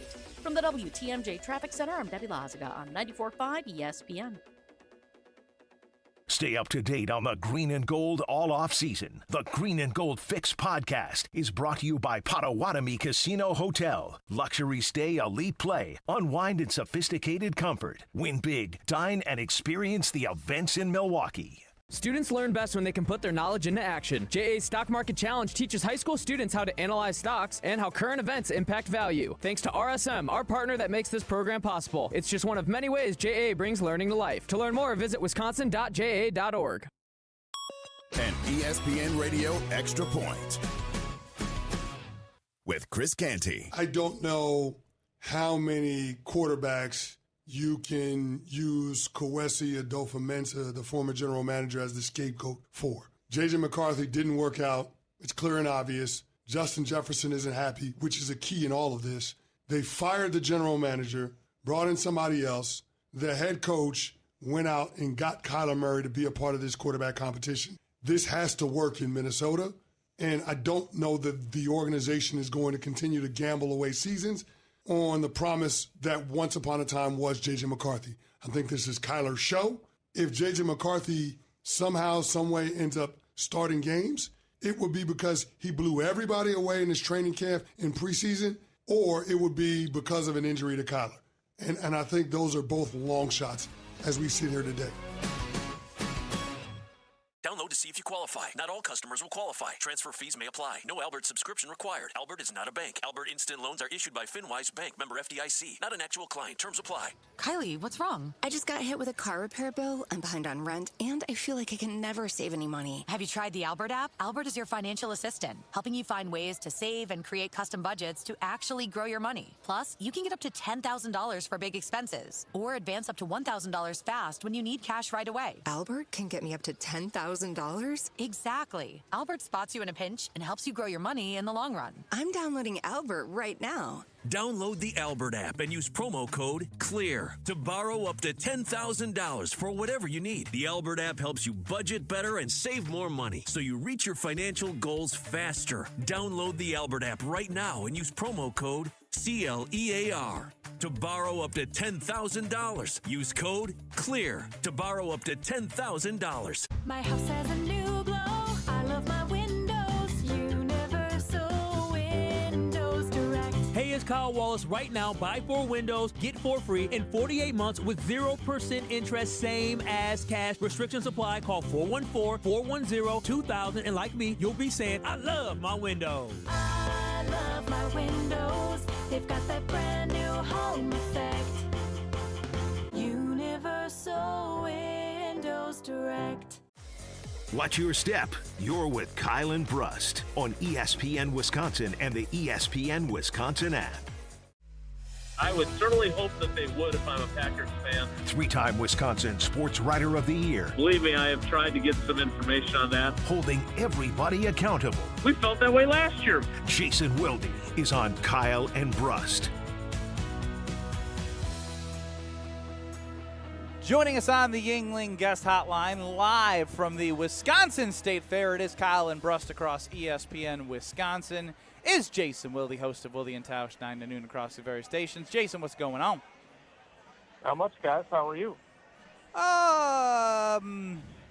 We're well. I think what's interesting is it's exciting to talk about like Matthew Golden, how he looks, and this, that, and the other thing. But then when you get to the offensive line, I don't know Seinfeld well. I know Jen, Gabe, and Chewy do it. Can you help maybe put into the I'm stressed, yada, yada, or I'm freaking out? Like, where should Packer fans be with the offensive line? Well, I definitely don't think you should be freaking out.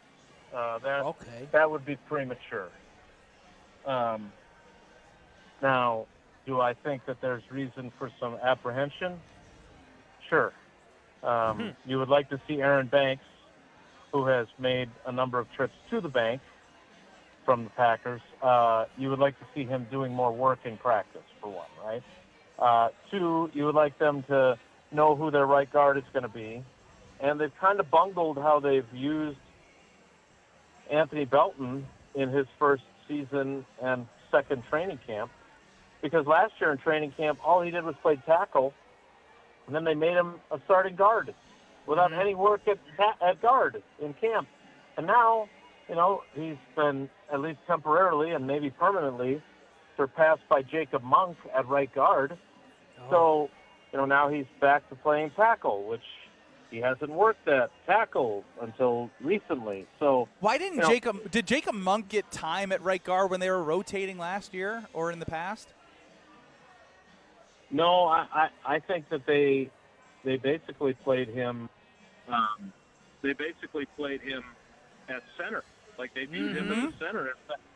So, he got a little bit, but certainly not sufficient to be ready there. And look, they're caught between a rock and a hard place, right? Because they love to talk about putting their best 5 out there, but at the same time, the more positions you work at, the less adept you are at each one. You may be able to do all of them okay, but you never become really good at one of them. That was, and they admitted it when it came to Jordan Morgan, right? I mean, Goody flat out said it. We probably didn't do him any favors. So I get it. I think I know it frustrates some fans, and I understand that frustration. But what I would say is, if I have to choose between the two of those, I would rather have my best 5 out there and try and help them figure out how to be better at their various positions than try and put a guy out there that's not as good as another guy that's on the bench, but they've worked at that specific position longer. Are you shocked that this is a major conversation, specifically after I thought they talked about investing more in the offensive line after that 2024 ending against the Eagles? Yeah, I guess they did invest, but I don't. I trust my my guy Ben Sorensen at Associated Bank to invest my money wisely and with minimal risk. I'm not a big investment guy. I'm not doing a lot of day trading, but it doesn't matter if you invest in the wrong things, right? Like, great. Hey, it's great that you invested, but this guy's not any good. Now, I'm not saying that Belton falls under that category. That would not be fair to Anthony Belton to say, okay, we know this guy's not any good. I don't think that's true. I think he's just been, a little bit like Jordan Morgan, played out of position, and now they're trying to figure out how do we salvage this. Hold on, Jason. I'm sorry about this, but you just said that you're playing out of position. But if he got drafted to be a tackle, and you already had Zach, formerly known as Tom, at right tackle, you drafted Jordan Morgan the year before. Where in the hell were you going to play a second-round pick then? Like, what was the plan? You didn't draft the guy to be a backup in the second round, did they? Well, there's been other second-round picks that didn't play right away, and no, that's what Goody does, right? I mean, look, he was a left tackle in college. Ted Thompson before this did it all the time too, right? Josh Sitton was a left tackle. T.J. Lang was a left tackle. Bryan Bulaga was a left tackle. So it has worked, but in this instance anyway, it hasn't worked all that great, right? And that's a short-term view because look, if you were grading the selection of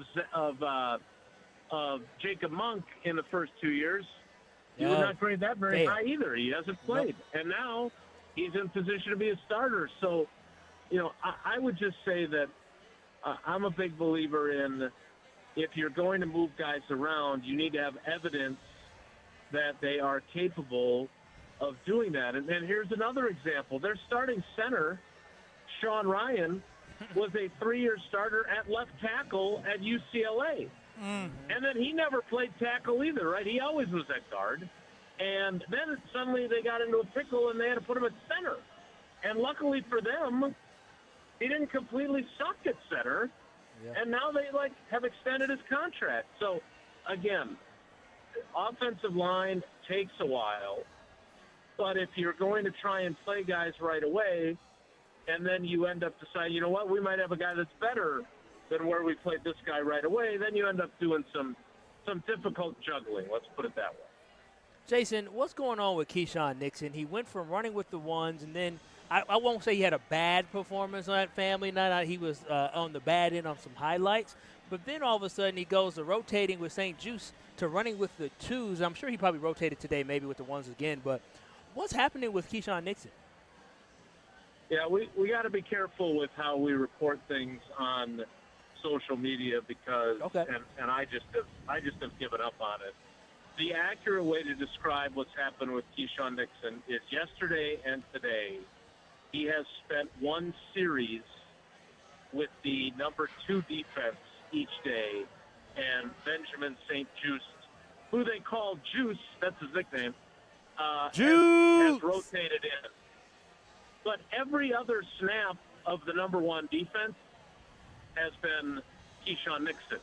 But you don't rotate. Do you rotate your starter guy? If he's a solidified starter, you don't rotate your number 1 guy, do you?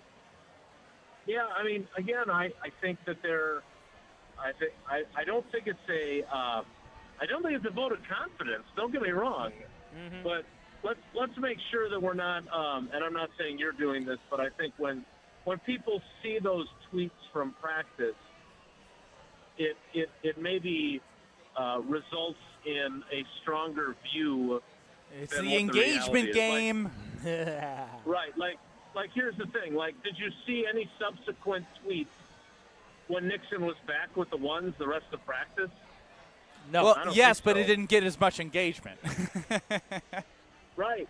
And so and to your point, Jason, then you get these aggregate accounts that have hundreds of thousands of followers that just put out Keisean Nixon playing with the twos. And then it becomes a bigger story.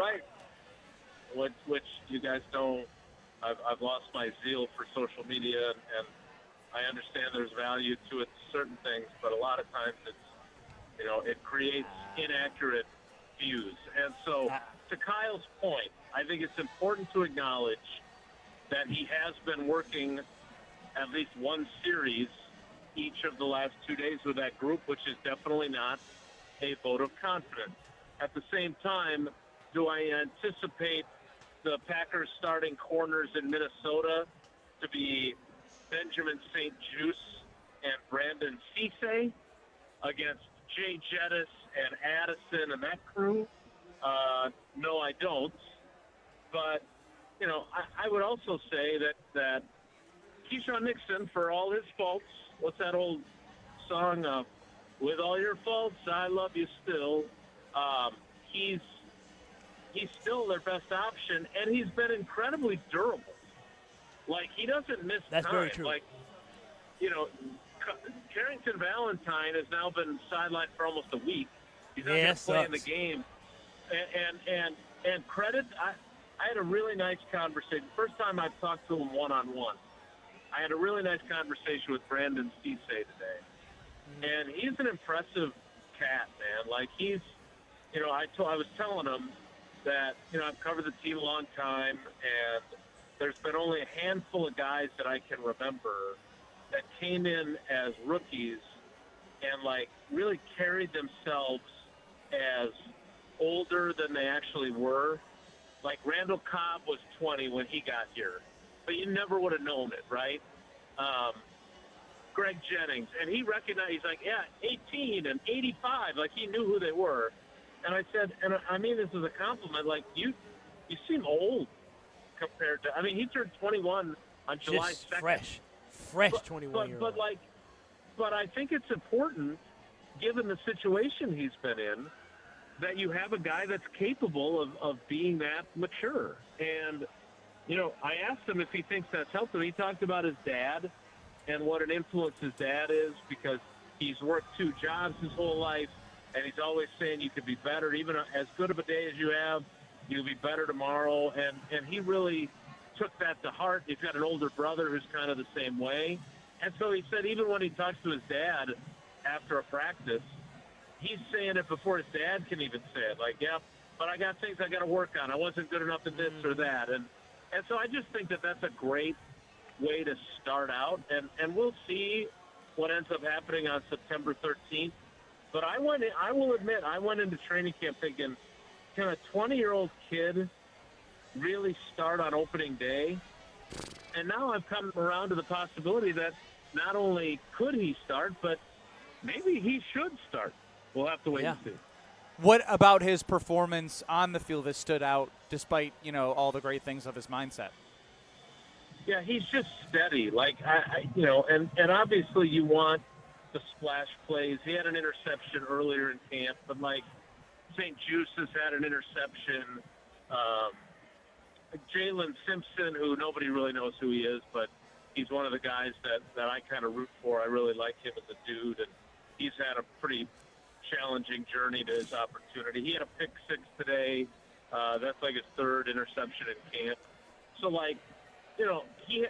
Cisse has not had a ton of splash plays, but he also hasn't gotten cooked, right? And there's as much as you want to make a bunch of splash plays, I'll take the guy that doesn't have any interceptions but has barely allowed any completions. And I think that's what Cisse's basically been. Jason, everybody was talking about Trace Mack, especially the guy to the left of me. Has Trace Mack gotten some folks off his back after his, 6 for 7 performance? 6 for 7, and Friday family night? Yeah, and 7 for 8 if you count the one that was wiped out by a penalty. No, I don't think so. I just think they haven't kicked much. They didn't do kicks today. Today, right? Yeah. And, right, and then yesterday he was 2 for 3 inside the Hudson Center, and doinked a 48-yarder off the right upright. And by the way, they're still not signaling whether the ball went through the uprights or not, even when we're inside the Hudson Center. Are they saying? Are you hearing? Family night. Yeah, but Jason, are you hearing that? Anybody saying that? It seems like he has the right stuff, though. They feel you're reaching right now. Well, you're reaching. Listen, I feel I am a believer, and I believe in him more than because I believe you have in the no previous choice. Guy. Well, I'm just looking for some good news. You're like Shabuzi. You just want some good news. Is that one of his new songs? It's one of his. You don't know. All I really need is a little good news. You've sung twice now. No, all I know is everybody in the car getting tipsy. That's my jam. Yeah, that's car. Same guy. Bar. Yeah, there you go. Not everybody. He's got more songs than that. Look, what matters is when they go to Pittsburgh on Thursday, does he make the kicks or does he miss them? Who gives a damn if guys are saying, he's got the right stuff? Yeah, lots of people have the right stuff, but then don't do their job well. Yeah. And look, I don't have anything against Trace Mack at all. I like the way he's handled himself. He's been very steady with his personality. He has not been uncomfortable in the limelight. He did have a good night at Lambeau Field. I would also add that all that stuff about the wins at the practice field versus Lambeau, in fairness, he went into Lambeau and he kicked it a heck of a lot better. So maybe there's something to that, right? I've been telling people not to panic. I said it's okay to be concerned, but don't panic. And I think that's a fair way to look at it. But at the same time, like, he's got to make the kicks in the games because that's the closest we're going to get to the pressure of games that actually count. And they're going to have 3 of them. I would bet that there's going to be some situations where, whether it's on Thursday night or the following week in Denver, where Matt LaFleur is going to have like a 3rd and 2 from like the 30-yard line, and he's going to, whether it's Tyrod Taylor or whoever's at quarterback, he's going to have him run a shot play down the field.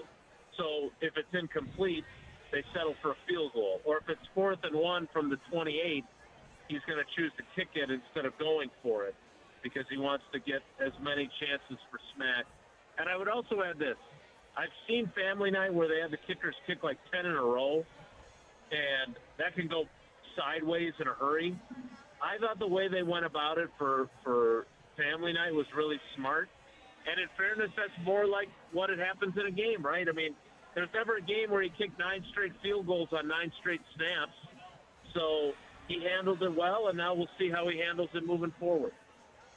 Jason, we appreciate all the time and all the insight, and we'll talk to you Thursday.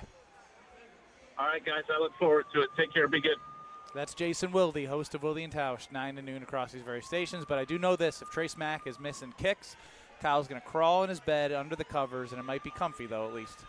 It will be comfy because you already know what it is. Steinhoffels is my mattress, and you hear the sirens in the background because you need to be alert. You need to know that Steinhoffels is right there in your backyard, and they also have everything that you need. Whether you're trying to set up your bedroom, whether you're trying to set up your kitchen, whether you're trying to set up your dining room or your patio or your beautiful basement, you can go to Steinhoffels, and they will take a great care of you. And right now, you can upgrade your sleep and save on a Beauty Rest mattress at Steinhoffels. Get a free foundation with your Beauty Rest mattress purchase. Queens start at just $14.99, or you can step up to luxury and get a Beauty Rest Black King adjustable base, and you get $500 instant in saving. Plus, with Steinhoffels 60-month financing, better sleep has never been more affordable. Don't overpay for great nights of sleep. Shop in-store or online at steinhoffels.com or in-store at Steinhoffels. Relax, it's Steinhoffels.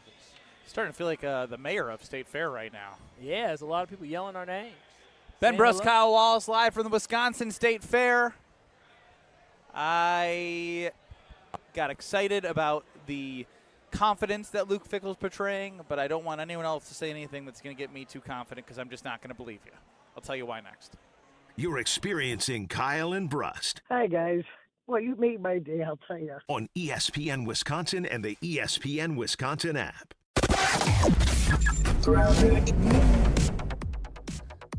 Problems continue near the Hale interchange. We have a busted up pavement on northbound 4394, right about just south of Beloit Road. 3 right lanes are blocked with this. So big backups heading back through the Hale in all directions. We've also got an accident southbound 43, just about a mile past Highway 100, almost gone on 43 southbound. So at least we got that going for us. And then we've also got some delays westbound 94 from 27th Street all the way to Hawley Road. Traffic is brought to you by IKEA. Back to college season starts at IKEA. Shop smart storage, bedding, furniture, and more. Verified college students save 15% with IKEA Family. Stop in today at IKEA Oak Creek or visit us online at ikea.us. And checking the TMJ4 Storm King forecast tonight, slight chance for showers, partly cloudy with a low of 67. Tomorrow, storms likely cloudy with a high of 78. From the WTMJ Traffic Center, I'm Debbie Lazaga on 94.5 ESPN.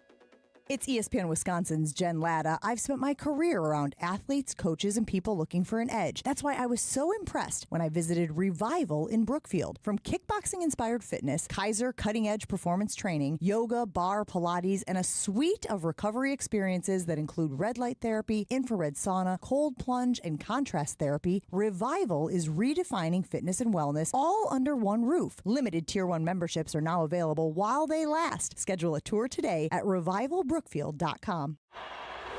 Snap-on IndyCar weekend at the Milwaukee Mile. 2 races, 1 iconic track, twice the action. August 28th through the 30th. This is summer's fastest ticket. So get yours now and hold on tight.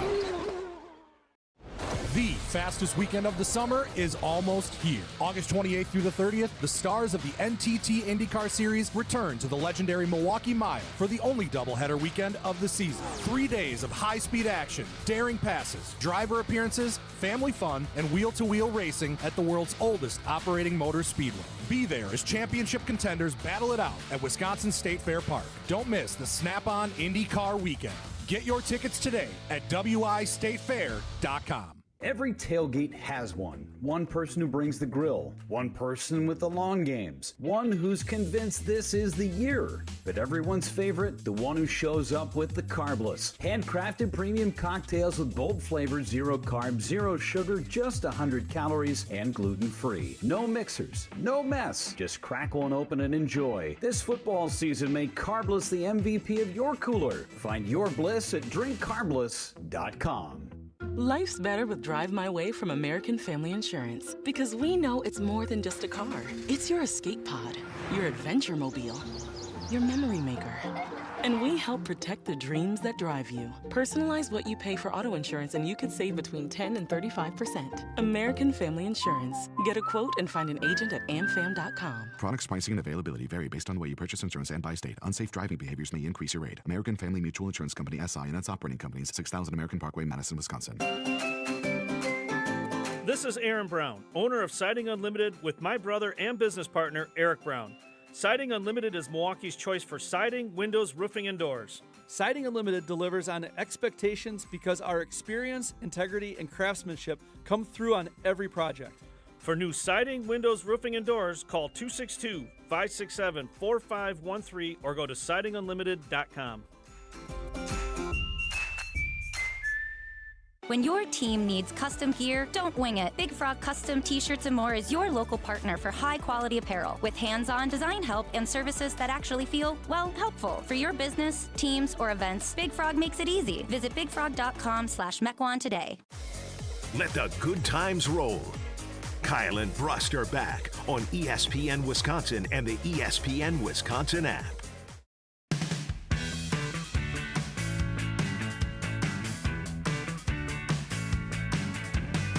Kyle and Brust live from Left Sports Bar and Grill.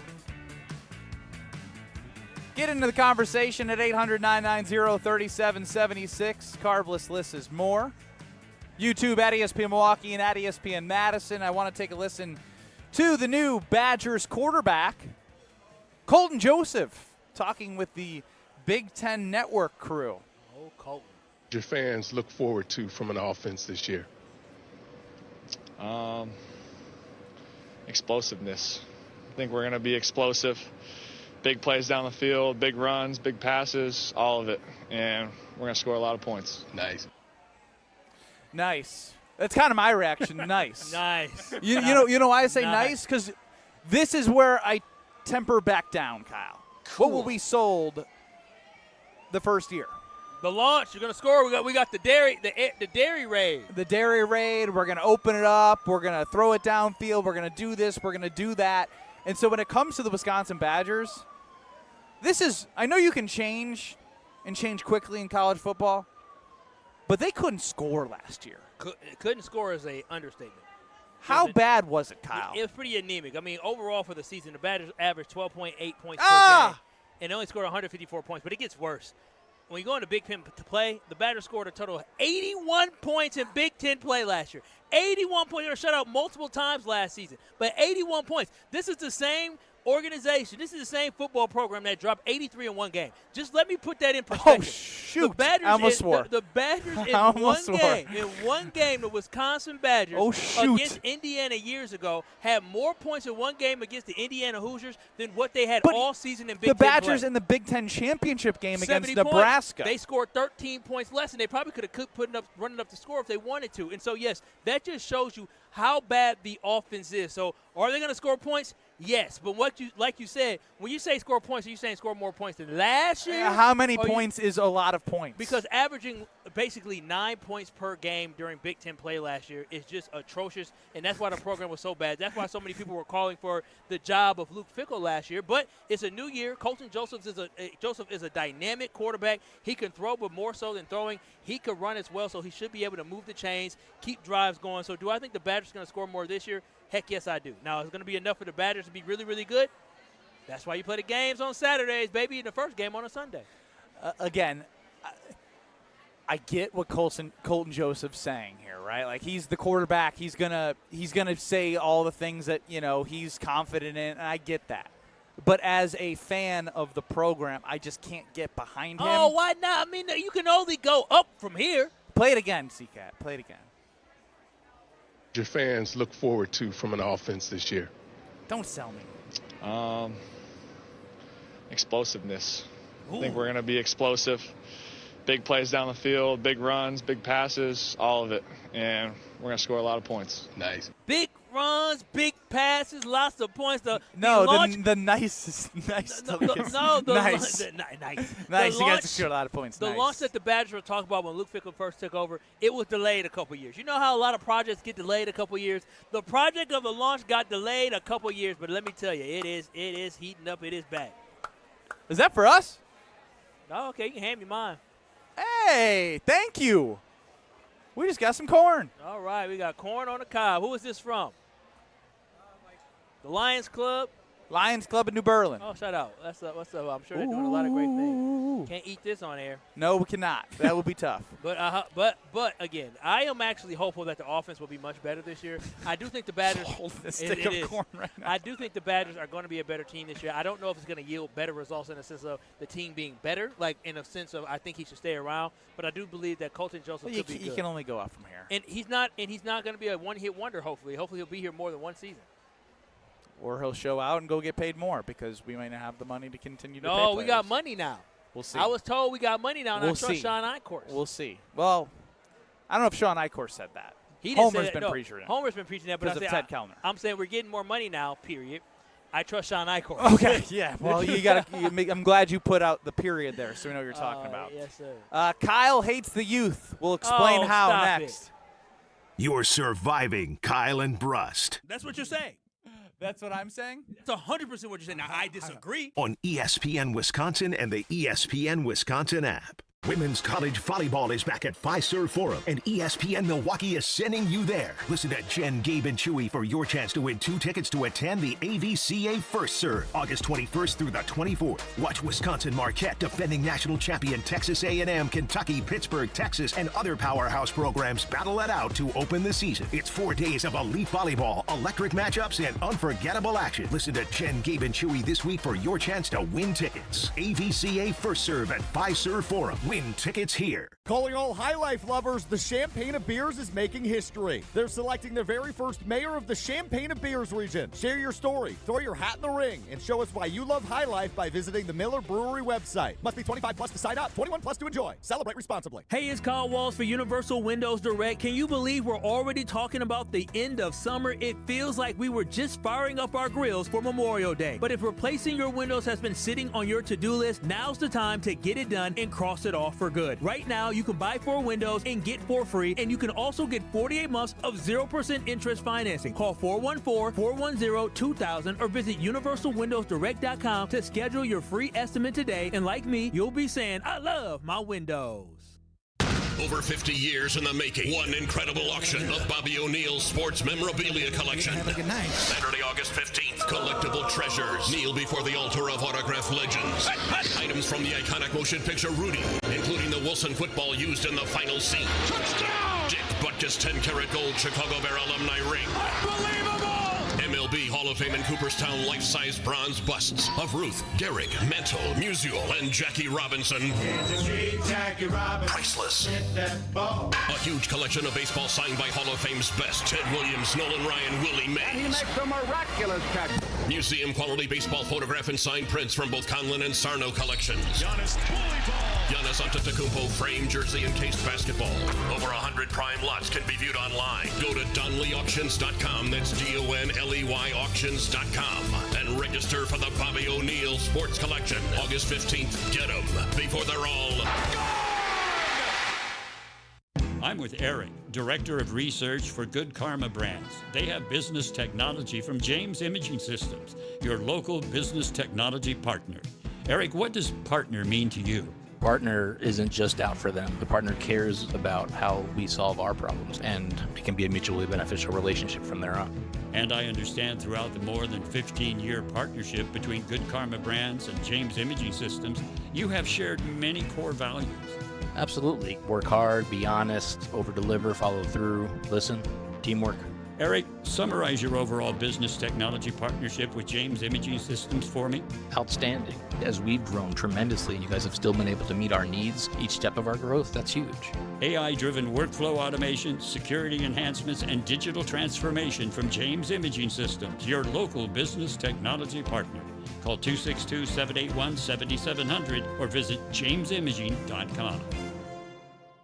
I love a good competition, especially when it brings together some of my favorite things. UW Credit Union, Wisconsin sports, and some friendly trash talk. Mark Tauscher here, and it is my pleasure to introduce you to the inaugural UW Credit Union Games. Watch Wisconsin student athletes from various sports go head-to-head until we crown the ultimate winner. Follow along on the ESPN Madison YouTube channel and all of our social media platforms. UW Credit Union, here for every you. Right now, more than 100,000 children waiting in foster care need our help. The Dave Thomas Foundation for Adoption is focused on finding them safe, permanent homes. Learn more at davethomasfoundation.org. Have no fear, the chaos is here. Lucky you. This is Kyle and Brust on ESPN Wisconsin and the ESPN Wisconsin app.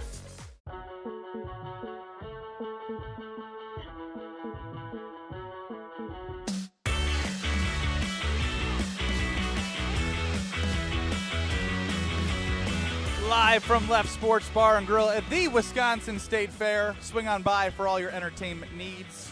Located Grandstand Ave and 2nd Street inside the fair. There's food, there's drinks, there's games, there's private spaces. You got it all.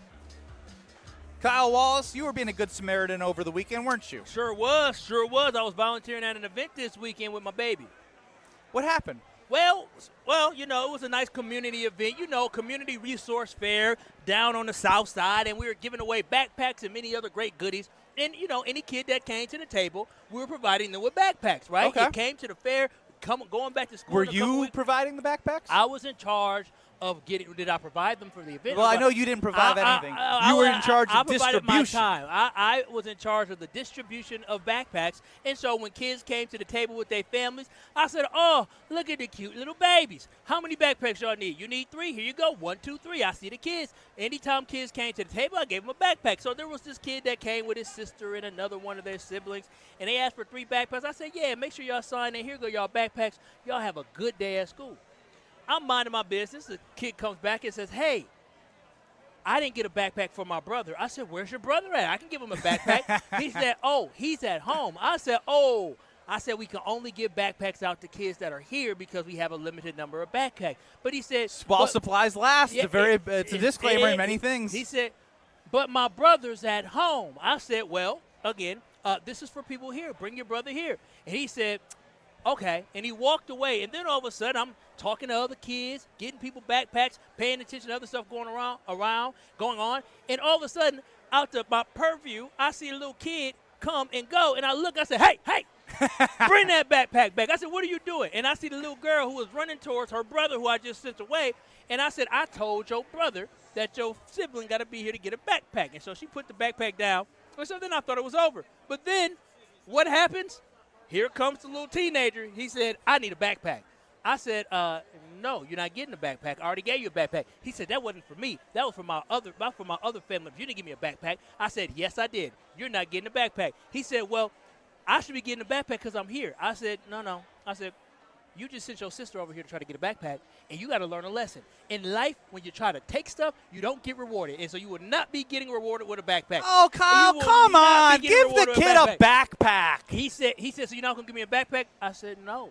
He said, really? I said, no. You don't get rewarded for doing wrong in life. No, that's a life lesson. And then he said, well, I ain't going to say what he said after that. But trust me. I don't want your I don't want your bleeping 16. I don't want your bleeping backpack anyways. Now, The old me would have probably said, then why your ass up over here asking for the backpack with your grown ass? But then I said, you know what?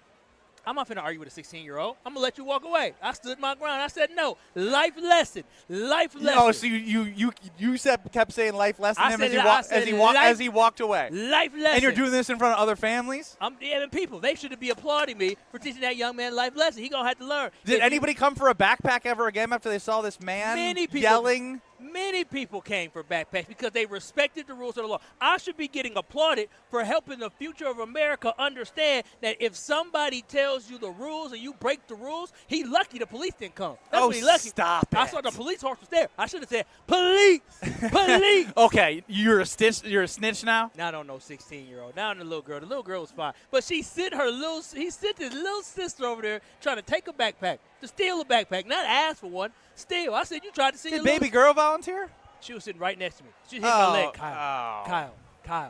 I said, baby, no. They need to know. Was she trying to tell you to give a backpack away? No, she wasn't out. She wasn't going to get a backpack away. She know damn well. She was just trying to temper you yelling in front of a very great event? She claimed I argued. And then we got home. No. She said, did you tell your mom? Did you, 'cause I was on the phone with my mom. Did you tell her you argued with a kid? I said, no. I said, shh. I didn't argue with no kid. But my mom understood.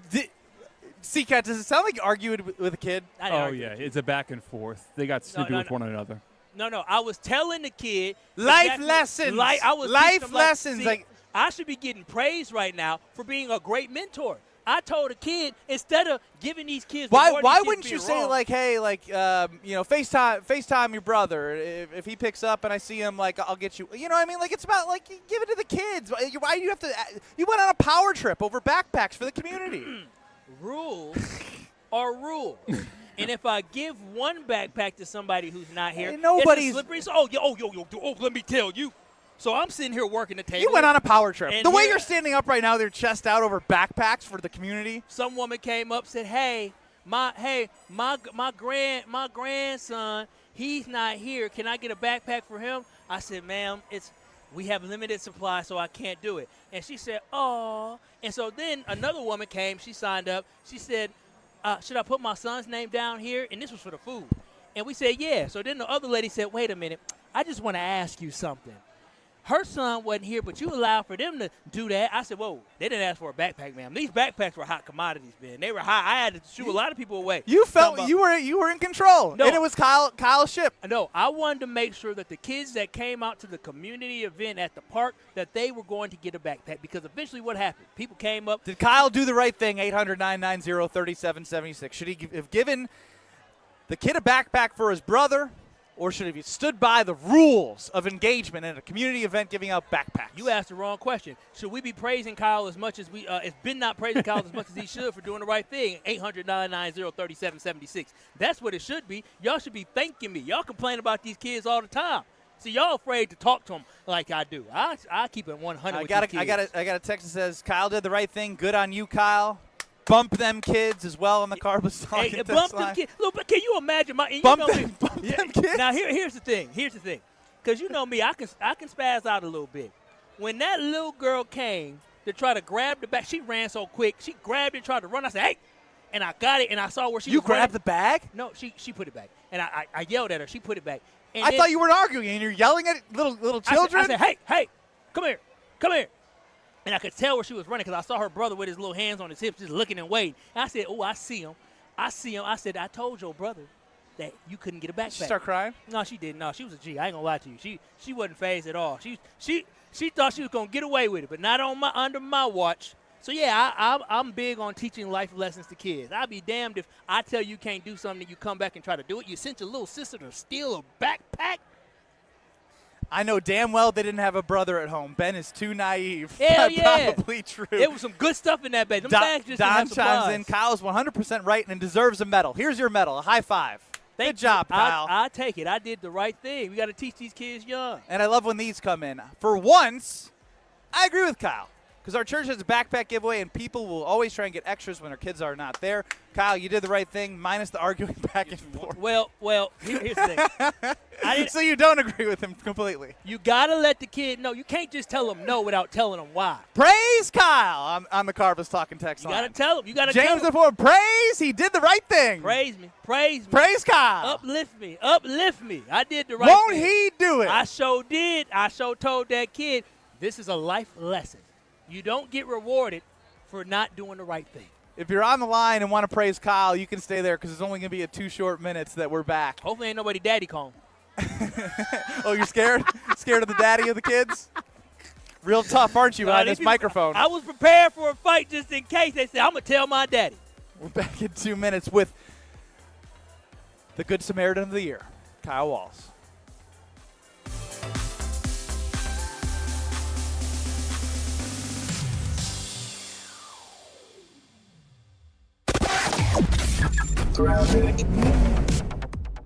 Problems continue near the Hale interchange. We have a busted up pavement on northbound 4394, right about just south of Beloit Road. 3 right lanes are blocked with this.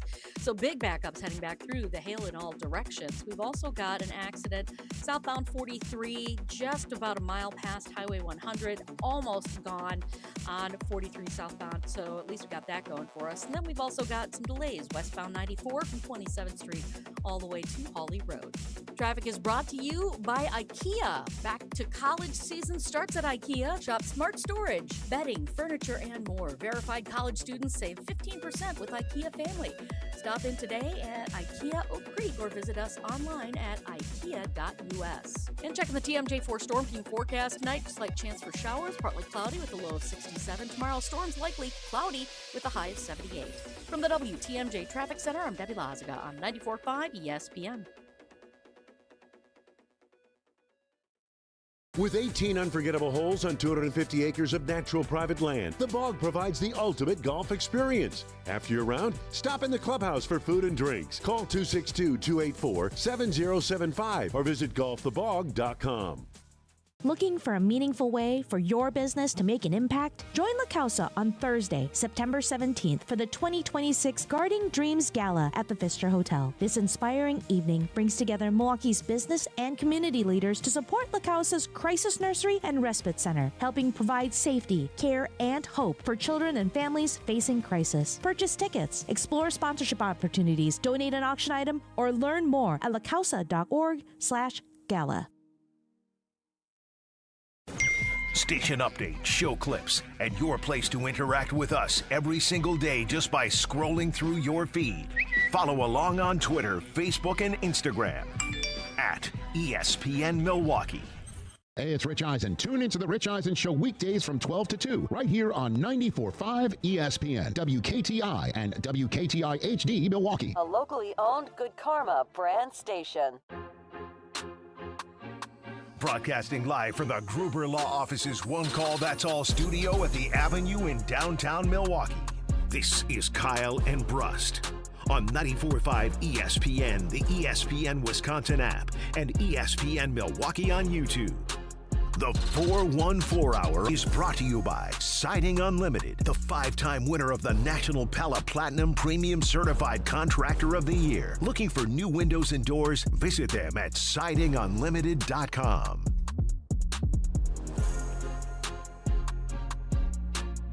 Oh. Whoa.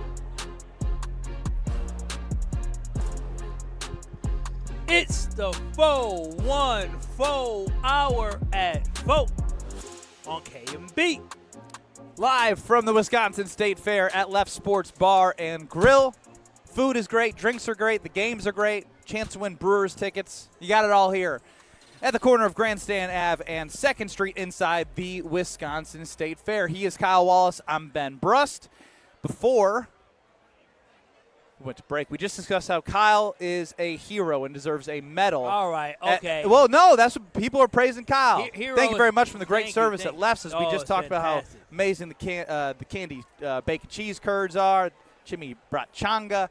Now, Kyle was at a community event handing out backpacks. And the rules are, if you were a child, or someone who could go to school, you have to be present to get a backpack. Got to be present to get And one of them said, well, my brother didn't get a backpack. And Kyle said, is your brother here? Oh, come on now. I ain't saying it like that. I ain't saying it like that. Don't do It sounded like you were arguing a little bit. I didn't start with that kid. Is your brother here? Because if he's not, he can't get a backpack. Now, I was messing around. I'm with you. Now, here's the thing. You did the right thing. But the texter was right about me. I would have been too naive and been like, oh, that's so sad. Your brother's not here. Here's a backpack. Now, I would have been sucker. No doubt. You did the right thing. We got Dan in Brothertown who wants to join. Talk about Kyle the hero on the Carbus Talk and Text line. Hero. Hey, guys. How you doing? Good. Well. Good. So, Kyle, you absolutely are a hero. Thank you. I Real appreciate simple. that. You have to be present. You have to be there to get a backpack. What is so hard about that? Yeah, I I had to teach the kid a lesson. You know what I'm saying? Like, I ain't his daddy, but I was his mentor in the moment. And if I was his daddy, I would have took my belt off and said, son, you did what? Hey, whoa. You did what? So You taking embarrassed your the belt name? out of a 16-year-old? I did tell my wife, I said, I wish my kid would embarrass me like that out in public. What would you do? I'd be mad. I said, "What the hell you think you is?" I would go back if I heard him telling the story. Like, yeah, they didn't give me a backpack. I said, them backpacks. I would say, "You did what?" We going back. Come back with me. We going back. Come here right now. Who did you say it to? Because we apologizing. That's not the way we treat people. Him. That bleep. Yeah. Would I have been nervous if Daddy would have came? I would have been said, "Wait a minute now. Wait a minute now. Let me get these paws." Yeah. What if he said, "Where's my kid's backpack?" I would have said, and he's 6'6", 250. Would you have still done the life lesson? The police was behind me. so he was on the. So it's all life lessons until it's not. He was on then the Kyle's got to go running for someone to save him. Yeah, what am I going to do, fight over a backpack? I wasn't finna fight the kid over a backpack. I'm not going to fight no grown man over a backpack. Hell no. I'm not beating somebody up or getting beat up for a backpack. Hell no. All right. Ben Brust, Kyle Wallace. Hot off the press, I guess. You know what I've started to learn is I think the coaches probably see the same people every day at these press conferences and just try and say the shortest things as possible. Because Matt LaFleur went on NFL Network. We didn't hear this from anybody. And we got like 14 audio cuts sent to us from Matt LaFleur's press conference. I'm pretty sure I didn't hear this from Matt LaFleur on the NFL Network.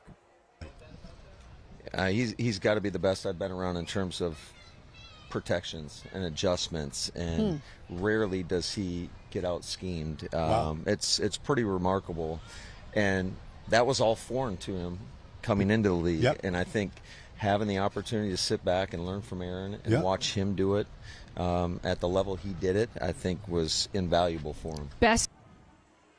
Matt LaFleur, there's the praise, right? We have the Packers national media disrespect segment when we see something that is so egregious that we got to bring it to the limelight of how false and how stupid it may sound. Egregious. But I do feel like a lot of our conversations are centered around Jordan Love and the narrative of others that don't have him as a top 10 QB or have him down the rankings. Talking about how he's able to adjust the way he does, it's all good. I like hearing from Matt. But this has to be the year it's consistent from week 1 to week 17 for a lot of different reasons. Well, if he thinks this highly of Jordan Love, where he says he's the best that he's seen do it, I mean, that's a little pommy, don't you think? Well, I don't know. I know he mentioned Aaron Rodgers, but if he's doing better than Aaron, come on now. Aaron Rodgers is probably one of the best at identifying coverages in the NFL. If you can look at it from that perspective, the perspective I'm looking at it from is that if you think that highly of Jordan Love, then you need to go ahead and let him loose. You need to go ahead and unleash Jordan Love and liberate Jordan Love. If you believe the world that this guy is literally on the level of not getting out-schemed, on the level of an Aaron Rodgers, who we all know is a Bro, he was out-schemed. They both were out-schemed the whole damn second half against the Bears. Well, third quarter for sure. Some of the fourth quarter.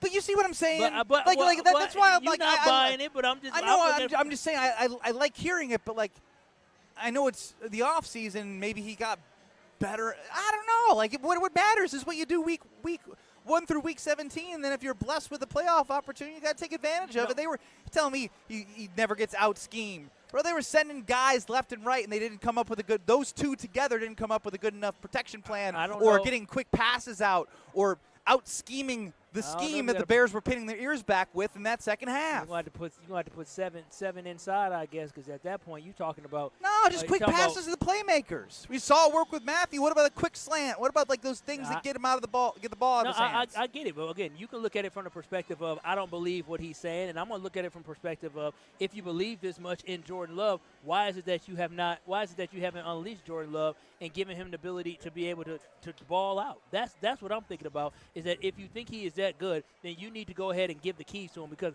the training wheels are definitely off when it comes to Jordan Love, but I still feel like he doesn't have the full freedom to be able to do what he wants. I think then that is evidence that if you think at the end of the year that Matt LaFleur didn't give him the freedom, then you better start having some real conversations about how you feel about Matt LaFleur. Because he's saying what he thinks Jordan is capable of.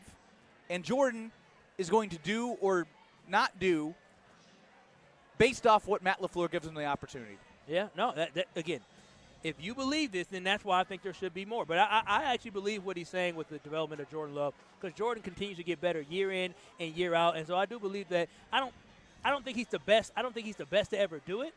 Well, he's seen, because, I mean, it's hard to be better than Aaron Rodgers, but I do think that he's pretty damn good, and that's why he had high praise for Jordan Love. So hopefully that translates on the football field where Jordan Love has the ability to throw the ball 30 to 35 times per game, even if, we can throw instead of run a ball. Picking up 4 yards on first round through the air is just as good as a good run play on first down, and that's what I expect to see this year, especially with the offensive line issues that you're having. Yeah, again, that's the biggest thing that we've talked about and discussed and went at length with Jason Wilde today is the offensive line, because, again, that's going to be even more important, picking up coverages and not being out-schemed by the defense, because they're going to be sending a lot at this offensive line. Because, it's the first time that they ever played as a unit together. B, it's been – You don't even know what the unit's going to be. That's my point, is whatever the unit's going to be, they're going to test the unit. You're making my point further. You're making my point further. When Jacob Monk got drafted, I thought Jacob Monk had a good chance of developing into something. Again, he's still young in the NFL, but I just don't have a lot of confidence in that offensive line at this point. But I do want to say is that, to me, it sounds like there should be an MVP type season loading for Jordan Love. Here we go. Because when you Matt Pommy, why are you saying this after Matt LaFleur spoke to the NFL Network and not before the first 2 hours of the show today? Why did it take you so long? Well, because, again, I listen to what people are saying, and clearly he's seeing something from Jordan Love throughout the offseason, seeing the improvements of Jordan Love, and feels like the grasp that Jordan Love has and the confidence he has in him is on a level of an MVP caliber type player. Am I lying? He literally put him in the same category as a Hall of Fame MVP type player, and based off what the Packers are doing this season, they're basically simplifying things for Jordan Love, simplifying things for the offense, not having it be we're going to be rotating all these different wide receivers. Understanding when you call a play, there's going to be 3 guys out there at wide receiver and 1 guy out there at tight end damn near most of the time. I really think this simplification of this offense and easing things and paring things down for Jordan Love of who's out there and who he needs to throw the ball to will allow for Jordan Love to elevate. So I think there's a level of confidence that Matt LaFleur has from what he did in the offseason. He's got to throw 40 touchdowns if you want him to be what you're talking about. And it will. And what has Matt shown you with Jordan to tell you that he's going to let him do that? Nothing. Great argument. I'm telling y'all, Jordan Love's going to be in the MVP talk. Why would he throw 40 touchdowns? Well, nothing's shown me that they'll do that. So you might as well just burn money. When the Packers' back was up against the wall and they had to play really well to end the season when they were 3-6 after the Steelers game, they let loose and the Packers won a lot of games after that. And they allowed for Jordan Love to be that guy.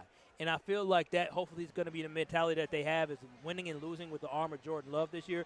And I'm interested to see exactly how much Josh Jacobs has left in the tank. I understand he was banged up a little last year, bad offensive line. Now he's banged up again in training camp now. Well, that was precautionary. Yeah, but he hasn't practiced, though. I know, but as you get older, like it's less valuable for someone like him to be it's just nicked up going a little through bit. Drills. And what about that offensive line, as you said last year, for this year for Josh Jacobs? It could be unknown. Yeah, unknown. It could be a disaster waiting to happen.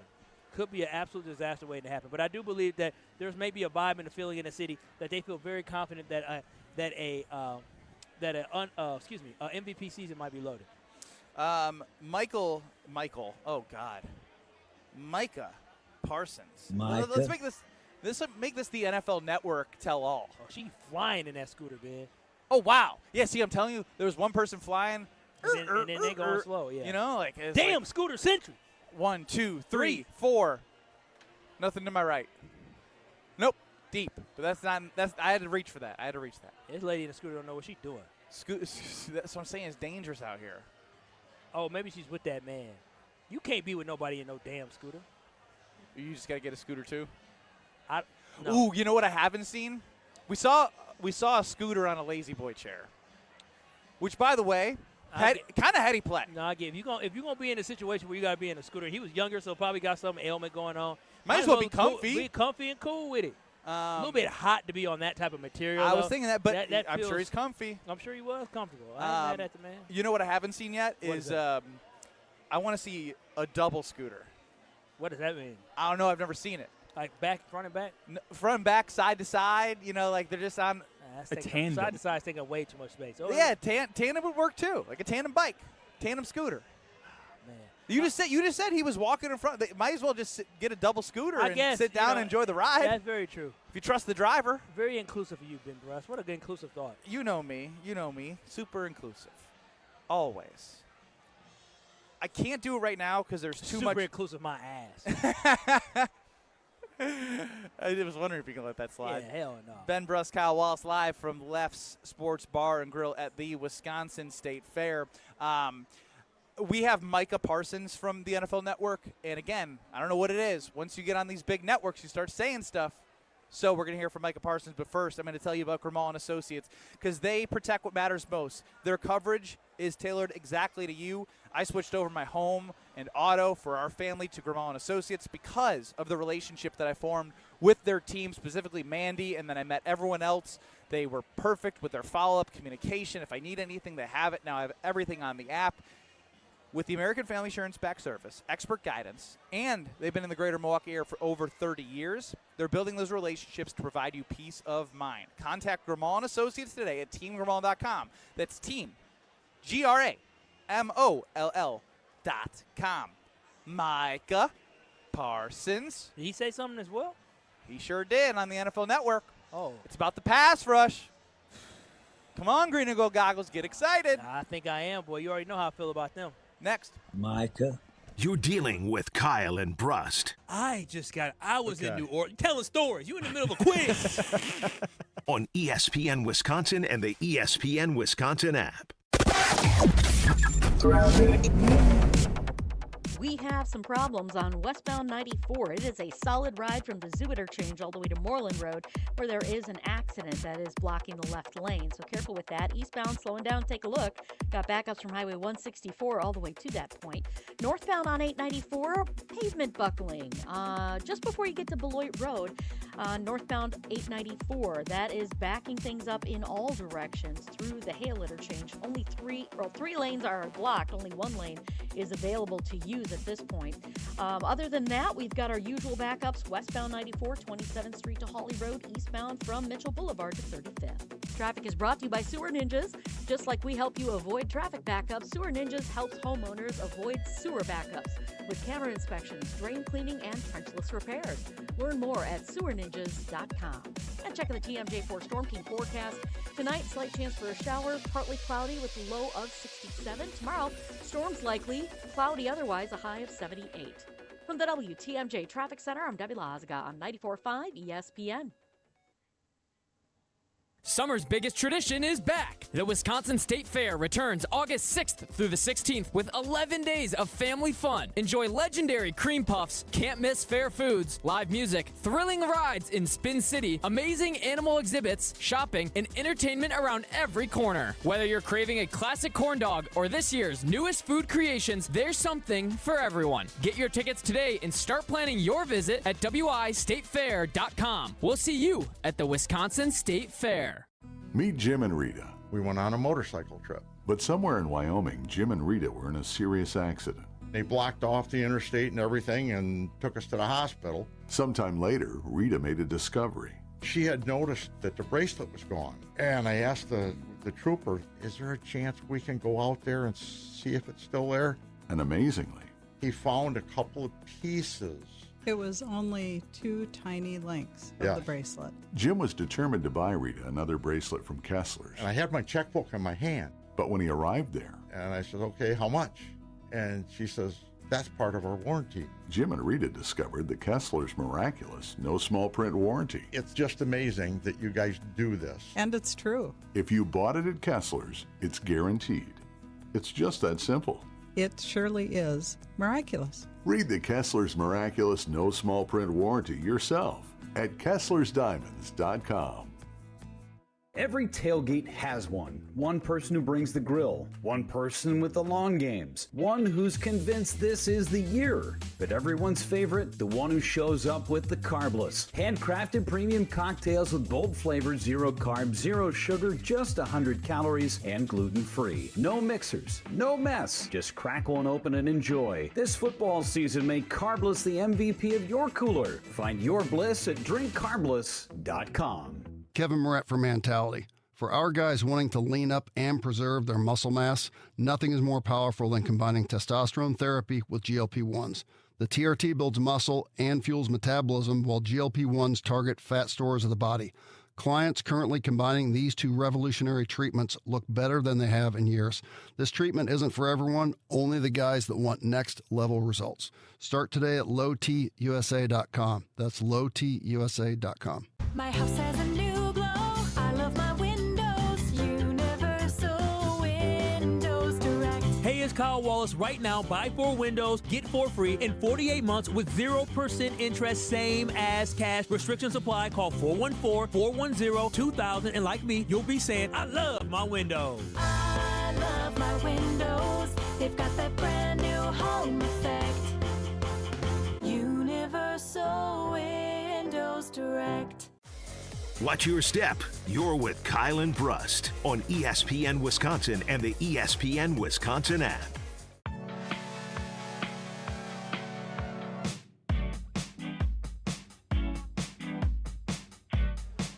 When your joints hurt every day, it doesn't have to be like that.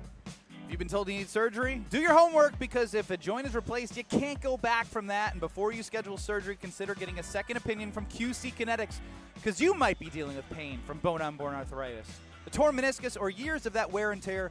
You got to know surgery isn't the only conversation, because Dr. Caravelli has an amazing team at QC Kinetics, and they use regenerative treatments to deliver relief to patients like you. In Greenfield and Mequon, you'll start with the medical eval, review the history and any imaging of the actual source of your pain. If you're a good candidate, you're going to use those cool healing tools within your body in the spot that's causing pain. And the whole idea, which is a big idea, you want to hold off on surgery. In some cases, you can avoid that altogether. So call QC Kinetics for a second opinion. Know the options, the conversation and consultation. Those are free. QC Kinetics. Call 414-240-2298. 414-240-2298. 414-240-2298. It is Kyle and Brust live from Left Sports Bar and Grill at the Wisconsin State Fair. We heard from Matt LaFleur on the NFL Network praising Jordan Love and some of the things he's able to learn as a sponge behind Aaron Rodgers and how he's excelling, not getting out-schemed by other teams. It's the day of NFL Network, I guess. Have you ever looked at somebody and said, damn, he looked like he'd been locked up before? No. That dude looked like he'd been behind. That's called profiling. It's not very inclusive. You saw him. He looked like he served some time. As I perfectly set that up, of course, the State Fair people watching strikes again. Let's hear from Micah Parsons on the NFL Network. And I lied. It's not about the defensive line. It's about the Micah Parsons, Micah Parsons. Yeah, and I don't even think it's just about pass rush. I think about is commanding the defensive front. Like the way I set it up, I can dictate the slides, know where the slide's going, understand protections. I think I'm above IQ than every rusher in the league. I've learned from the best between Dan, Zim, Halfley. I really understand football at a way better level, so it allows me to, use those abilities that I haven't seen no one else do. So I say that. I can say they're better football players. He's bigger, so you can do a lot more things. But in terms of pass rushing and doing things schematically, I don't think there's anyone that can rush 1 through 5 from left tackle to right tackle, right guard, left guard, center. He I love Micah Parsons. I love him. You know why? Because I already know who he's talking about when he say he. Miles. He's talking about Myles Garrett. That is We what did play a do you have that, C-Cat? It almost feels identical of what he was trying to explain when they did a podcast together. Yeah. No, see, I love that mentality. See, that is a person that thinks he is the absolute The best at everything. And you have to have that if you're going to be great. No, if you're going to be not just great, you're going to be one of the greatest of all time. That is an individual that's literally telling you, listen, yeah, I understand he got 23 sacks this past season, 22 and a half, whatever. He got a lot of sacks last season, but listen, I am better than him. He's bigger than me, but I can rush against every single position. If you line me up at nose tackle, I'm going to find a way to get in the backfield. If you stand me up on the end wide, I'm going to find a way to get in the backfield. I am completely unstoppable from every single position on the offensive line. I love that. I love the mentality that he says I'm the best dang guy out there. C-Cat, where's this from? This was on either Micah's podcast or Myles Garrett if he has a podcast, but they were talking about the sack record, single-season sack record that Myles Garrett set, and whether or not Micah Parsons is going to be able to set it next year since we'll have a full season ahead of him. You know what time it is. That record is only going to stand for so long. It is still currently my time. Y'all know records are meant to be broken. It took him, next man 25 years. It might just take me 2 years. 2? I mean, it's going to take me another 1. I mean, I'm going to miss some time early. Yeah, I mean. So you're going to get a little cushion off that. But you take your time. I'm going to go ahead and break it again. The league's been holding me back for years. Brother, if you're ahead of me in one stat as far as double team, it might be like a 0.5%. And pressures. Pressures? They said on the screen. I led the league in pressures. What you want? Sacks or pressures? I'm just saying, I played 13 games. So obviously I'm getting to the quarterback.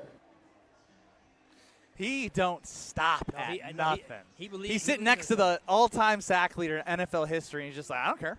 I'm better than you. He tried to find every area that he was better than. What about pressures? But I'll say this. If what he really wanted to say, but he couldn't do it because it's bogus, you play for the Cleveland Browns. If I played for a loser that was down in every game, I got to pin my ears back like you did, I would be getting them sacks too. That's what he really wanted to say. I'm actually interested, I was like, all right, he's saying this, and I know he's on the Rams now, which, by the way, is fascinating to say out loud.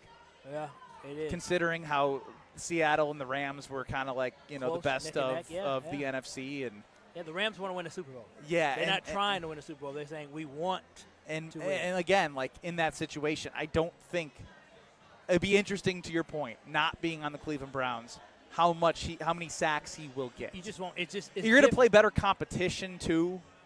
The AFC East or the Eastern, no, the AFC North. They play in the AFC North, and that's like like teams like that. Like when you watch those AFC North games, they're like 17-13 most of the time. And the thing is that Myles Garrett is fantastic. He probably got to pin his ears back on 3rd down, 3rd and long. He's just going after whatever it is. I'm sure Myles got to do whatever the hell he wanted to do. And Michael Parsons has to play within the defense. I'm not sure how that man got 22-some sacks last year, but I know he's damn good, and I love the fact that my defensive lineman is aiming to be better than him. That should make you special. I wish Jordan Love had that in him. I wish Jordan Love had the mentality. You don't think he does? Or you just haven't heard it from him? No, I think Jordan Love thinks he – well, yes, I don't think – I haven't heard it, but I don't think Jordan Love has the I'm the best quarterback in the NFL mentality. I think Jordan Love has the I'm really good. Like, I'm one of the best in the league. But I don't think Jordan Love will look at Pat Mahomes and say, yeah, you did a lot of great stuff, but you had Andy Reid as your coach. Y'all had a really good program. Now I got guys who are good. I got my Travis Kelce. I'm going to do what you did. Micah is somebody where I think even though he is injured for, I don't know, and I saw another report that it's still the target date seems most realistic of that Sunday Night Football game against the Cowboys. I think you make that trade over and over and over again, despite, especially when, you could use the history of looking at past first-round picks and what they've turned out for the Green Bay Packers. There is no. Nobody can make an impact like he can for the totality of the defense. Even when we've talked about the cornerback position, right? Keisean Nixon, Benjamin St. Juste, Carrington Valentine, and Brandon Cisse, right? We're talking about that. The fact that it's not that Jason Wilde says he wants to get it right. He played a couple series with the twos. It wasn't as big as it's made out to be. Keisean Nixon, that is. Well, okay, I know. But if he said I wouldn't want to be running with the twos. That's the point. He said it's definitely like not a vote of confidence by any means. My point is Micah was the reason why Keisean Nixon looked so good in 4 pass breakups in one game. You know why? Because he has that type of impact that he was just talking about with the NFL Network and with Myles Garrett, and he's going to find a way to get pressure. He's going to find a way to get sacks. I mean, even though he doesn't lead the league in sacks, he's still double digits every single year. I think it's him and maybe Reggie White that have more than 12 sacks per season in their first 5 years in the NFL. It's something ridiculous. So Michael Parsons is definitely something special, but Myles Garrett is absolutely ridiculous. I'm just glad that my guy is looking at the guy who's at the top and saying, I'm better than you, and I can't wait to prove it. Again, as soon as you bring up Jordan Love, like I wish Jordan Love had that mindset.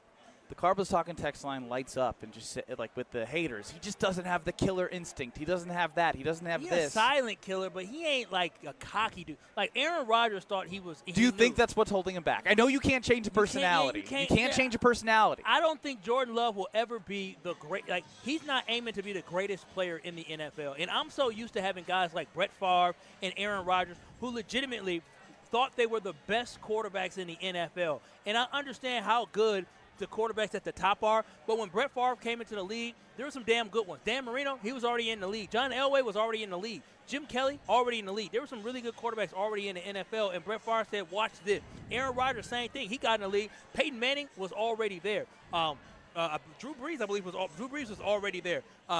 Tom Brady was already there, and Aaron Rodgers came in and said, I'm going to be in a class with them. Like, I'm right there with them. And Despite not having the championships as the same amount as, I guess, Peyton Manning, you can throw there. Well, Peyton got 2. I know the Denver one was, he couldn't move. Not as much him. But with Tom Brady, he still is regarded, and Tom Brady talks about, all the greats talk about how great Aaron Rodgers was in doing things that even they couldn't do, and I think which also showcases how much of a team game that this is. You can't just do it by yourself. Aaron Rodgers got drafted, I think, 23rd or 24th overall, and he fell in the draft, and he was mad. And he always was mad at San Francisco, mad at Alex Smith. Why? Despite not being able to beat them. Yes, despite not being able to beat them. But he was mad at him because teams passed up on him. He held that against teams. And I don't know if Jordan Love has that type of anger in him, but he's a damn good quarterback. But yet, why do you believe that he can bring them a Super Bowl? Oh, because he's cold. He's a really good quarterback. Like, you don't need to have that cold, really good. Sam Darnold. No.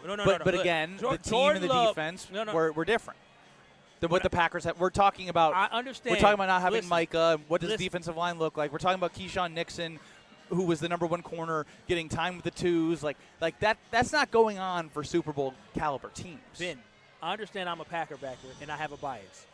But what Jordan Love has shown us, right, has he been able to put it together for a full season? No, because of health, right? Last year he was putting together a really good season. He wasn't turning the ball over, and the Packers were winning games. He goes down, things go left. But then in addition to that, Ben, what he has been able to do in the playoffs. Look at last year's playoff stats for every single quarterback in the playoffs. Jordan Love got better stats in one game than quarterbacks have in multiple games. He looked elite in that playoff game. He was in the same breath of how good Josh Allen played, even though Josh Allen had a hell of turnovers. But he was that good. Like, he is that special where he can put up those type of stats and that type of performance in those type of games. That speaks volumes. It has to happen despite no matter what you want to put it on. The coach, the offensive line, pitting their ears back and go to get him. They have to find a way, and he does as the quarterback, to elevate this team and get a first down. Jordan got to throw for 375 next time and 5 touchdowns. Sure. For real. That's what he needed. He threw for 323, 326. His guys dropped some passes. He didn't get into the end zone. He needed a 5th touchdown pass. And you got a lot of bling, but he'll have more bling than you if he does do that. But if he's smart, he'd get even more diamonds. He would get even more diamonds, and I got my diamonds from Paul's Jewelers in West Dallas, and I'm telling y'all this right now. They have high-quality craftsmanship, and they're trusted. They are a trusted local jeweler located in West Dallas at National Avenue and Highway 100. Paul's Jewelers is the place to go. If you're looking to propose, this is the place to go. Go ahead and get your engagement ring. If you're looking maybe to get your wedding band like I did, you can go to Paul's Jewelers. Well, what makes it even more fun is right now they have a brand new cafe, the 7 C's Cafe. Yes, you combine the 4 C's of diamonds, cut, color, clarity, and carat with the Paul's 3 C's of coffees, chocolate, and cookies, and it's a perfect combination. So if you're looking to go ahead and get that diamond ring, you can do it at Paul's Jewelers, where they'll sit down, you'll relax, you have a good conversation, have a great cup of coffee at the Seven Seas Cafe. Go and enjoy some coffee, look at some jewelry, and have a great time as well. So make sure you visit Paul's Jewelers today in West Dallas. C-Cat, you've been quiet today. We're going to hear your voice. Don't screw up the intro. Next. You're experiencing Kyle and Brust. Yeah, play some defense on him or something. You're asking the wrong person. On ESPN Wisconsin and the ESPN Wisconsin app. We have more problems cropping up. We got an accident on northbound 43 on the off-ramp to North Avenue, so watch out for that. We've also got westbound 94 at Moreland Road with the left shoulder blocked. We had an earlier left lane closure there for a bit. We had northbound 894 right before Beloit Road. The 3 right lanes are closed. Why? Well, we've got pavement buckling. That's right. And we've got the southbound side, an accident at National Avenue on the right shoulder as well. I would stay away from the bypass altogether for you today. Don't miss Snap-on IndyCar Weekend, August 28th through the 30th at Milwaukee Mile at Wisconsin State Fair Park. Get your tickets at MilwaukeeMile.com. And check the TMJ4 Storm Team forecast tonight. Chance for thunderstorms to the south, humid, a low of 68. Tomorrow, humid with midday thunderstorms likely, a high of 80. Weather is brought to you by National Liquor Mart at 16th and National in Milwaukee. Packed with the best beer, liquor, seltzer, and spirit deals in town. Open 9 a.m. to 9 p.m. daily, where your satisfaction is their plan of action. From the WTMJ Traffic Center, I'm Debbie Lazaga on 94.5 ESPN. I'm with Eric, Director of Research for Good Karma Brands. They have business technology from James Imaging Systems, your local business technology partner. Eric, what does partner mean to you? Partner isn't just out for them. The partner cares about how we solve our problems, and it can be a mutually beneficial relationship from there on. And I understand throughout the more than 15-year partnership between Good Karma Brands and James Imaging Systems, you have shared many core values. Absolutely. Work hard, be honest, over-deliver, follow through, listen, teamwork.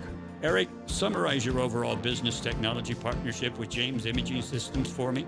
Outstanding. As we've grown tremendously and you guys have still been able to meet our needs each step of our growth, that's huge. AI-driven workflow automation, security enhancements, and digital transformation from James Imaging Systems, your local business technology partner. Call 262-781-7700 or visit jamesimaging.com. It's a summer of big wins with WinFest at Potawatomi Casino Hotel, Milwaukee. Just play with your Potawatomi rewards card for entries and your chance to win cash and reward play all summer long. Then keep the excitement going, because all your monthly drawing entries roll over into the WinFest final drawings on September 25th, where you could win cars, dream vacations, free play, and cash. Don't miss out on WinFest, only at Potawatomi. More info online. Must be 21 and a rewards member to play. ESPN Wisconsin's Mark Tauscher here for MoMA. Battling a sore knee, a shoulder, elbow, hand, neck, back, or foot pain? MoMA can get you back in the game. MoMA is the new Midwest Orthopedic and Musculoskeletal Alliance, connecting trusted local providers like OIW, SMOC, and Innovative Pain, with expert care and innovative treatments provided in their offices. The Surgery Center, Ortho Laser, Smart Scan, or MOSH. With the best orthopedic care and recovery, MoMA can get you back to doing what you love. Call or walk in today. Visit MoMaMKE.com. That's MoMaMKE.com. It's Mike with Infinity Exteriors. I've seen it all, Wisconsin. Sketchy sales gimmicks for low-quality windows, siding that costs more than a new home, fly-by-night roofers. 60,000 happy customers made a better choice. Infinity Exteriors roofing, siding, and windows all come with our lifetime workmanship warranty, no overcharges, and transparent pricing. At Infinity Exteriors, we're on a mission to save our communities from unscrupulous contractors. Visit infinityexteriors.com. Brian Butch here. From high school All-American to Division I to the pros, I've spent a lifetime putting in the work. Right now, score one of the best deals of summer with the Iron Jock Basics Bundle. Get a premium t-shirt, a pair of performance boxers, and crew socks, all for just $57.50. Iron Jock gear is built for comfort with moisture-wicking fabric, 4-way stretch, and silver ion technology that helps you fight odor-causing bacteria. It's everyday performance at an unbeatable price. Don't wait. Head to ironjock.com and grab your basic bundle today. Let the good times roll. Kyle and Brust are back on ESPN Wisconsin and the ESPN Wisconsin app.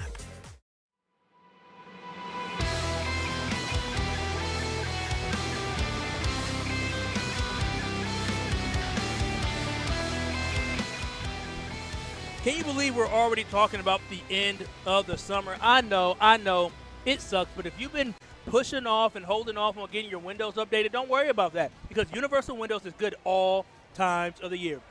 And I want you to be like me. I work with Universal Windows Direct, and it was literally one of the best decisions I made for upgrading my home. I absolutely love my windows, and I want you to have that exact same feeling when you work with Universal Windows Direct. And right now, when you work with UWD, you can buy 4 windows and get 4 free.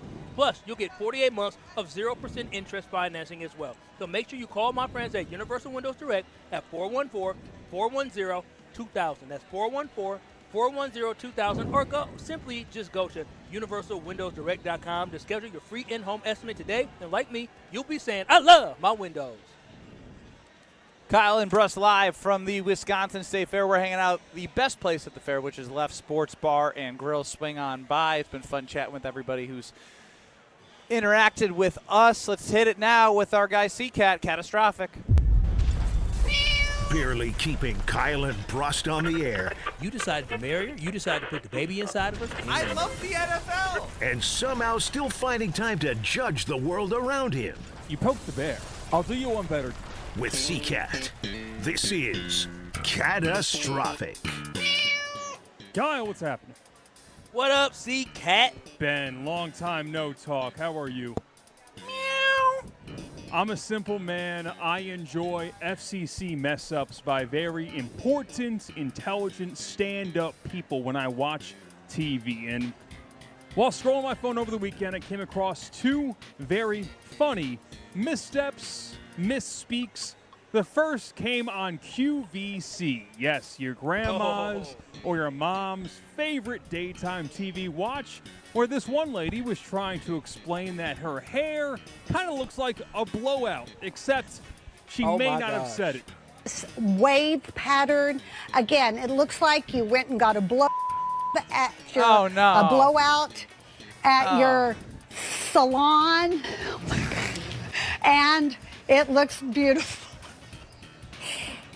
All right, so here's what's happening today. We're having a huge beauty sale. Everything ships to you for free, but that goes away at the end of the day. I will remind you that this is a one-time only price. Oh, is it now? So that is the first mess up, and I wanted you guys to grade the rebounds because the person that swooped in wasn't the person that made the mistake on air. Trying to cover up. F. She didn't rebound at all. She had to be saved. No, I find it funny. QVC, I don't watch it clearly, but they have some really good people over the weekend. I heard a caller that called in. Don't you see I'm on the phone? Like I literally may need to. Oh, you don't watch it, but you got it was on deep cuts? It was in my algorithm for some reason this weekend, and I saw this and.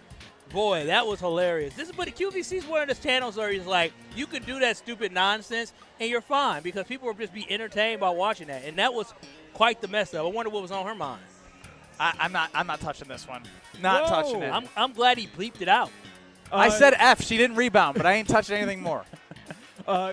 Do you have anyone in your life, Kyle or Ben, that are habitual QVC both viewers and purchasers of products? So I had a family member that went through a phase. I think once she retired, all of a sudden she was talking about 4 easy payments or 3 easy payments, 3 easy payments. I was like, what? So yeah, because she was, when you retire, you kind of you adjust. And she was staying up late, and she was talking about how she bought stuff off of QVC and something about 3 or 4 easy payments. I was like, okay. All right, Auntie. I think she's over that phase. But, yes, I have a family member that was definitely in a QVC phase. I couldn't tell you what QVC is about. Really? The woman who's on Shark Tank, she's really big into QVC. Really? Where it's call now, in 60 minutes you get this short price, and they demonstrate the product on TV, the curling iron. I know what you're saying. I just can't say that I've ever watched it. I mean, it used to be on – I feel like on cable back in the day, it was definitely on one of the lower channels that I would hit it. I don't know where it's at now, but it was definitely on one of the lower channels. So that's one FCC TV mess up. Here's another one. You don't anticipate to happen when you're watching the news, just trying to see what the traffic's going on, where you got the news guy standing in front of the green screen. Behind him is live action traffic of what exactly is going on the road. The problem is He turns around, and a crash happens live on air, and it goes like this. Traffic is slowing down both sides around this car, as well as that on-ramp. Oh, I'm so sorry. This literally just watched a crash happen in real time. And I almost said something inappropriate. But you can see this car. Yeah, no, he Ben, said shoot. How do you grade that TV mess up? That was A.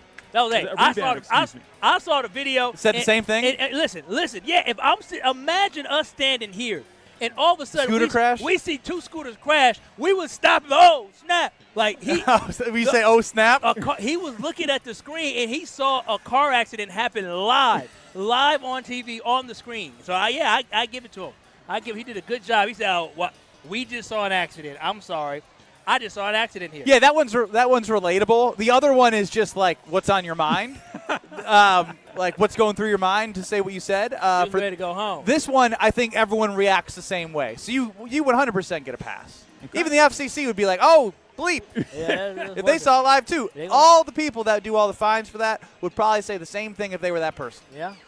And now we go to before yesterday's rubber match between the Brewers and Twins, honoring America pre-game. There's only a certain amount of ways you can honor America before the first pitch. Well, I didn't know this was one of them because I'll play the video and you'll hear the audio under me a little bit. But next to, I think, a clarinet player, there was a dude playing the drums on a grill in order to complete God Bless America. The Star Spangled Banner. One of those two words. I don't hear the grill. It's very subtle under him. Like, it's really not that loud in the video. It's there for a little bit of effect. Oh, okay. Okay, I hear it now. Yeah. I was very confused. I'm very confused. I kind of feel like it's disrespectful to the Star Spangled Banner to put a grill there, but also unique and creative. And it wasn't like it was good, though. It wasn't. Yeah, that's what I'm saying. It sounded like a drum. Yeah, like if it was good and unique, it's like, oh, I'm entertained. But if it's not good and it's not unique, then it's kind of like, what are we doing here? The problem is I feel like I could have done that. And I'm not musically talented. I could have just, in rhythm to the song, just smashed the grill and been able to pass by as if I was doing it correctly. Am I wrong in that? Because that didn't sound like a Blue Man Group making a drum out of nothing, no? No, it wasn't. They weren't good at doing it. Oh, gosh. Is this true, Josh DiMaggio? Who's texting us? He said it was the Violent Femmes. That's a Milwaukee group. Oh, what was the Violent Femmes? What Violent Femmes was not good. They are Wisconsin legends. Oh, they are Wisconsin legends, but what they did yesterday I don't think was legendary. Yeah, it was a look-at-me move. It was. Look at what I'm going to do on a nice little grill. It was like a charcoal grill, like a singular, like. I was confused when I saw the clip. I didn't know what I was watching, so I turned. Went to the next clip. And one final question for you guys. I went and saw a movie, Newsflash, yesterday, but I don't want to talk about the movie I saw. I want to talk about the seat I sat in. Do you prefer the new age big recliner where you share with one other person with the separator between it, or do you like the classic theater seat that does not recline and is a little bit smaller? Oh, bro, wow. This isn't even close. What? Who wants to be one of those, like, stadium seats? Yeah, what are you doing? Give me the recliner. Unlike you, will not fall asleep during a movie.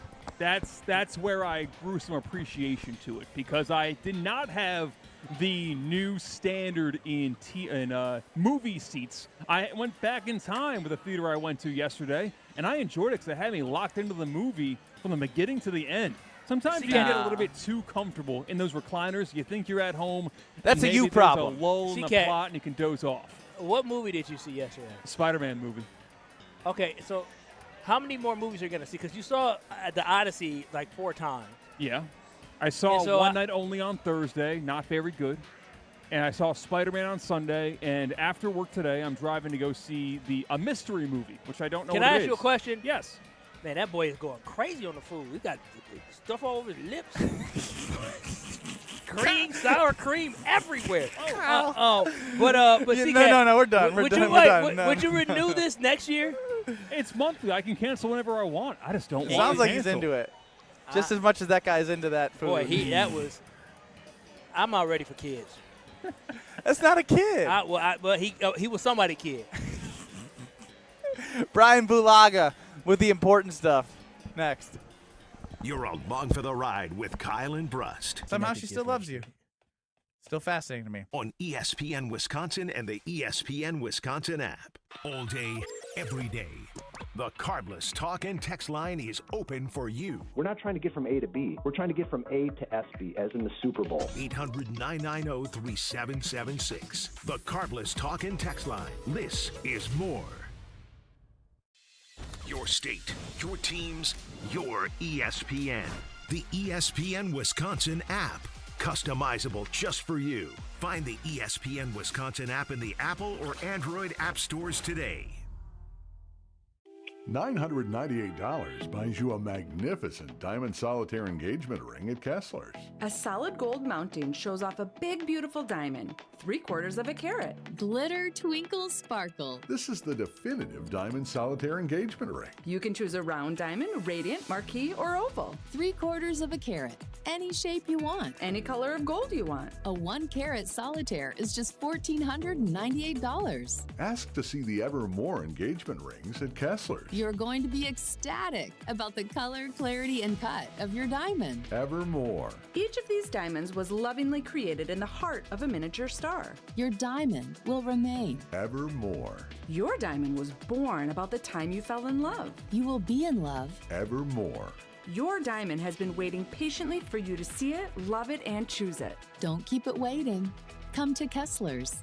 To find the Kessler's nearest you, visit KesslersDiamonds.com. Let's get the latest from Lambeau. This is your green and gold fix on 94.5 ESPN. Brought to you by Tri-City National Bank. Tri-City National Bank offers a full suite of personal and business banking products at more than 25 convenient locations. Open your account today at the community bank that's Milwaukee's best bank. Learn more at tcnb.com. For the first time since January, it is officially game week for the Green Bay Packers as they prepare for Thursday's preseason opener in Pittsburgh against the Steelers. Pittsburgh, which of course features former quarterback Aaron Rodgers and former head coach Mike McCarthy. Matt LaFleur speaking on the former Packers head coach. When he got the Pittsburgh job, I'm like, Green Bay Packers, Dallas Cowboys, Pittsburgh Steelers. I mean, that's pretty special. So Mike's a guy that I've got a ton of respect for. It's Packers-Steelers preseason week 1, 6 o'clock Thursday. This has been your green and gold fix on 94.5 ESPN. Brought to you by Tri-City National Bank, your hometown bank. ESPN Milwaukee fans, it's Gabe Neitzel here, and I want to introduce you to Jens Family Chiropractic. If you're dealing with back pain, neck pain, headaches, or sciatica, Jens Family Chiropractic focuses on finding the cause of the problem, not just helping you manage the symptoms. For nearly 10 years, they've helped Milwaukee area patients find real answers through personalized care and advanced treatment options. Learn more and check out their new patient special at jensfamilychiropractic.com. That's jensfamilychiropractic.com. Sharon needed legal help. She needed Gruber Law Offices. When I think about Gruber Law Office, I think about how they took care of me, how they make sure that you get what you're supposed to get. Gruber Law Office. One call, that's all. I will always, always trust one call, that's all. Injured? Call Gruber Law Offices today. One call, that's all. They are the best. I'm very happy. This is Aaron Brown, owner of Siding Unlimited with my brother and business partner, Eric Brown. Siding Unlimited is Milwaukee's choice for siding, windows, roofing, and doors. Siding Unlimited delivers on expectations because our experience, integrity, and craftsmanship come through on every project. For new siding, windows, roofing, and doors, call 262-567-4513 or go to sidingunlimited.com. Have no fear, the chaos is here. Lucky you. This is Kyle and Brust on ESPN Wisconsin and the ESPN Wisconsin app.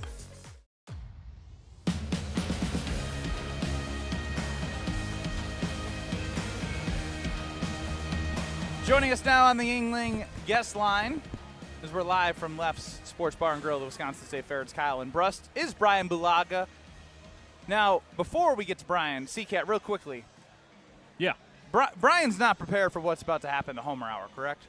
I don't think so.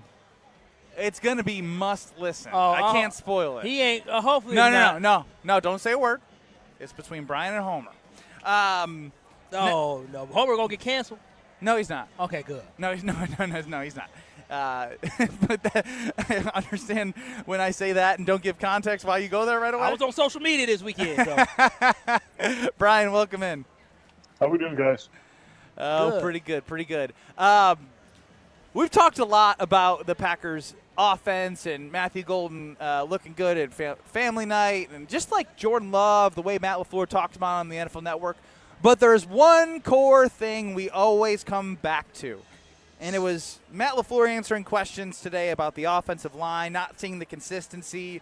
We're seeing Jacob Monk and Anthony Belton battle at right guard. It just seems to be a conversation that is something I would have wanted more confidence out of LaFleur when answering the question.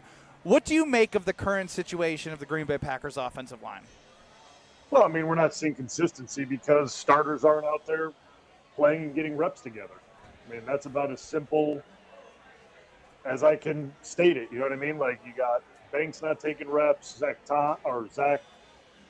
ZBB hasn't been taking reps. There's been battle positions at the right guard spot. So the only people that have been taking reps consistently as starters are Sean Ryan and Jordan Morgan.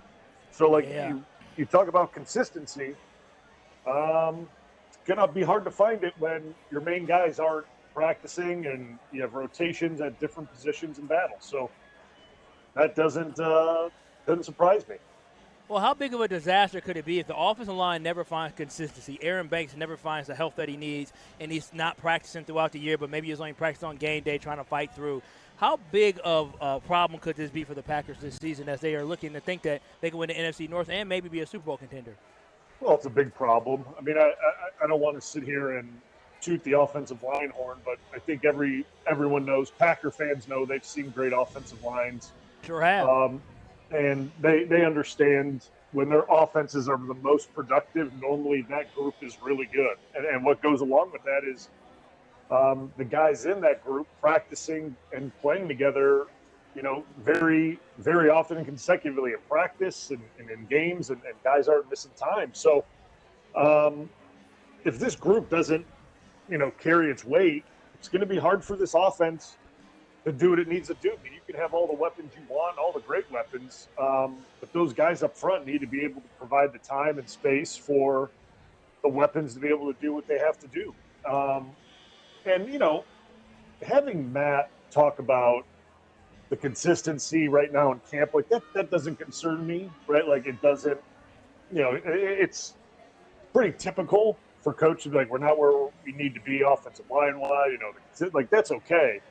But the problem is, like, we can read deeper about what's happening, right? Like, you can see the deeper issues, and the issues are the guys that are supposed to be taking the bulk of these reps and snaps and minutes or whatever you want to say aren't healthy enough to do so yet. And as the longer that goes on, the less likely it'll be that they feel completely comfortable playing next to each other week one. Bryan Bulaga joining us here on Kyle and Brust before the Homer Hour. Bryan, on the England guest hotline, Micah Parsons looks like he's targeting, that week 6 again. Targeting, that doesn't mean anything official. What do you think is more important, the defense or the offense? Those first 6 weeks that he is allegedly out. Well, I mean, I'm going to say the offense because I think they could be the defense's best friend by keeping them off the field.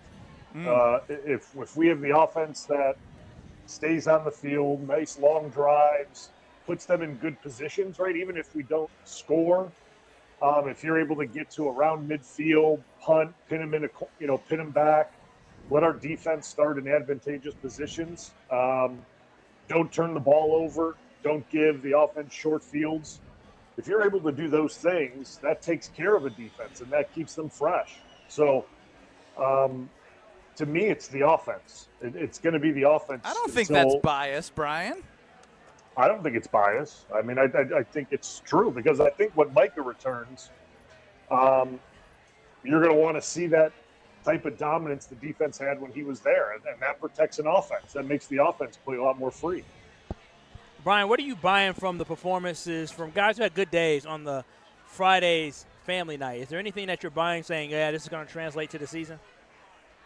Well, I mean, I think you look at someone like Golden who had a nice day. I mean, I think that's what you're hoping you're going to see a lot more often this year than what we got to see last year from him, right? I think a lot more opportunities and targets, a little more trust with Jordan. That you needed that time from Jordan Love to build that trust in Matthew Golden, and it's no surprise it took a little over a year, right? I mean, that's natural. But with that, I'm hoping we see some big things from Golden this year because I think he's surely capable of it. Additionally, Brian, Kyle hit on it. When you talk about Golden like that, I know I asked you this a while back, does he have a chance to maybe be better than the fourth best in yards caught for the Packers this season? I mean, there's potential because he is a home run threat, and he does great things once the ball's in his hands, especially if he gets it quick. He's so fast and elusive that he can make guys miss and get into open space and just rack up yards. So there's certainly potential, but again, it all comes down to how much he's targeted in the progression and things like that. So I'd love for him to be up in that discussion when we look at this thing mid-year, right, and see where everyone's at, see that he's close, because that means he's producing. So, I mean, it's certainly not out of the question. Let's get that year 1 to year 2 jump. Brian, we appreciate it. Like I mentioned, I'll be walking out of the State Fair with the ESPN Wisconsin app to listen to the start of the Homer Hour. Coming up next is Bryan Bulaga and Homer in 2 minutes.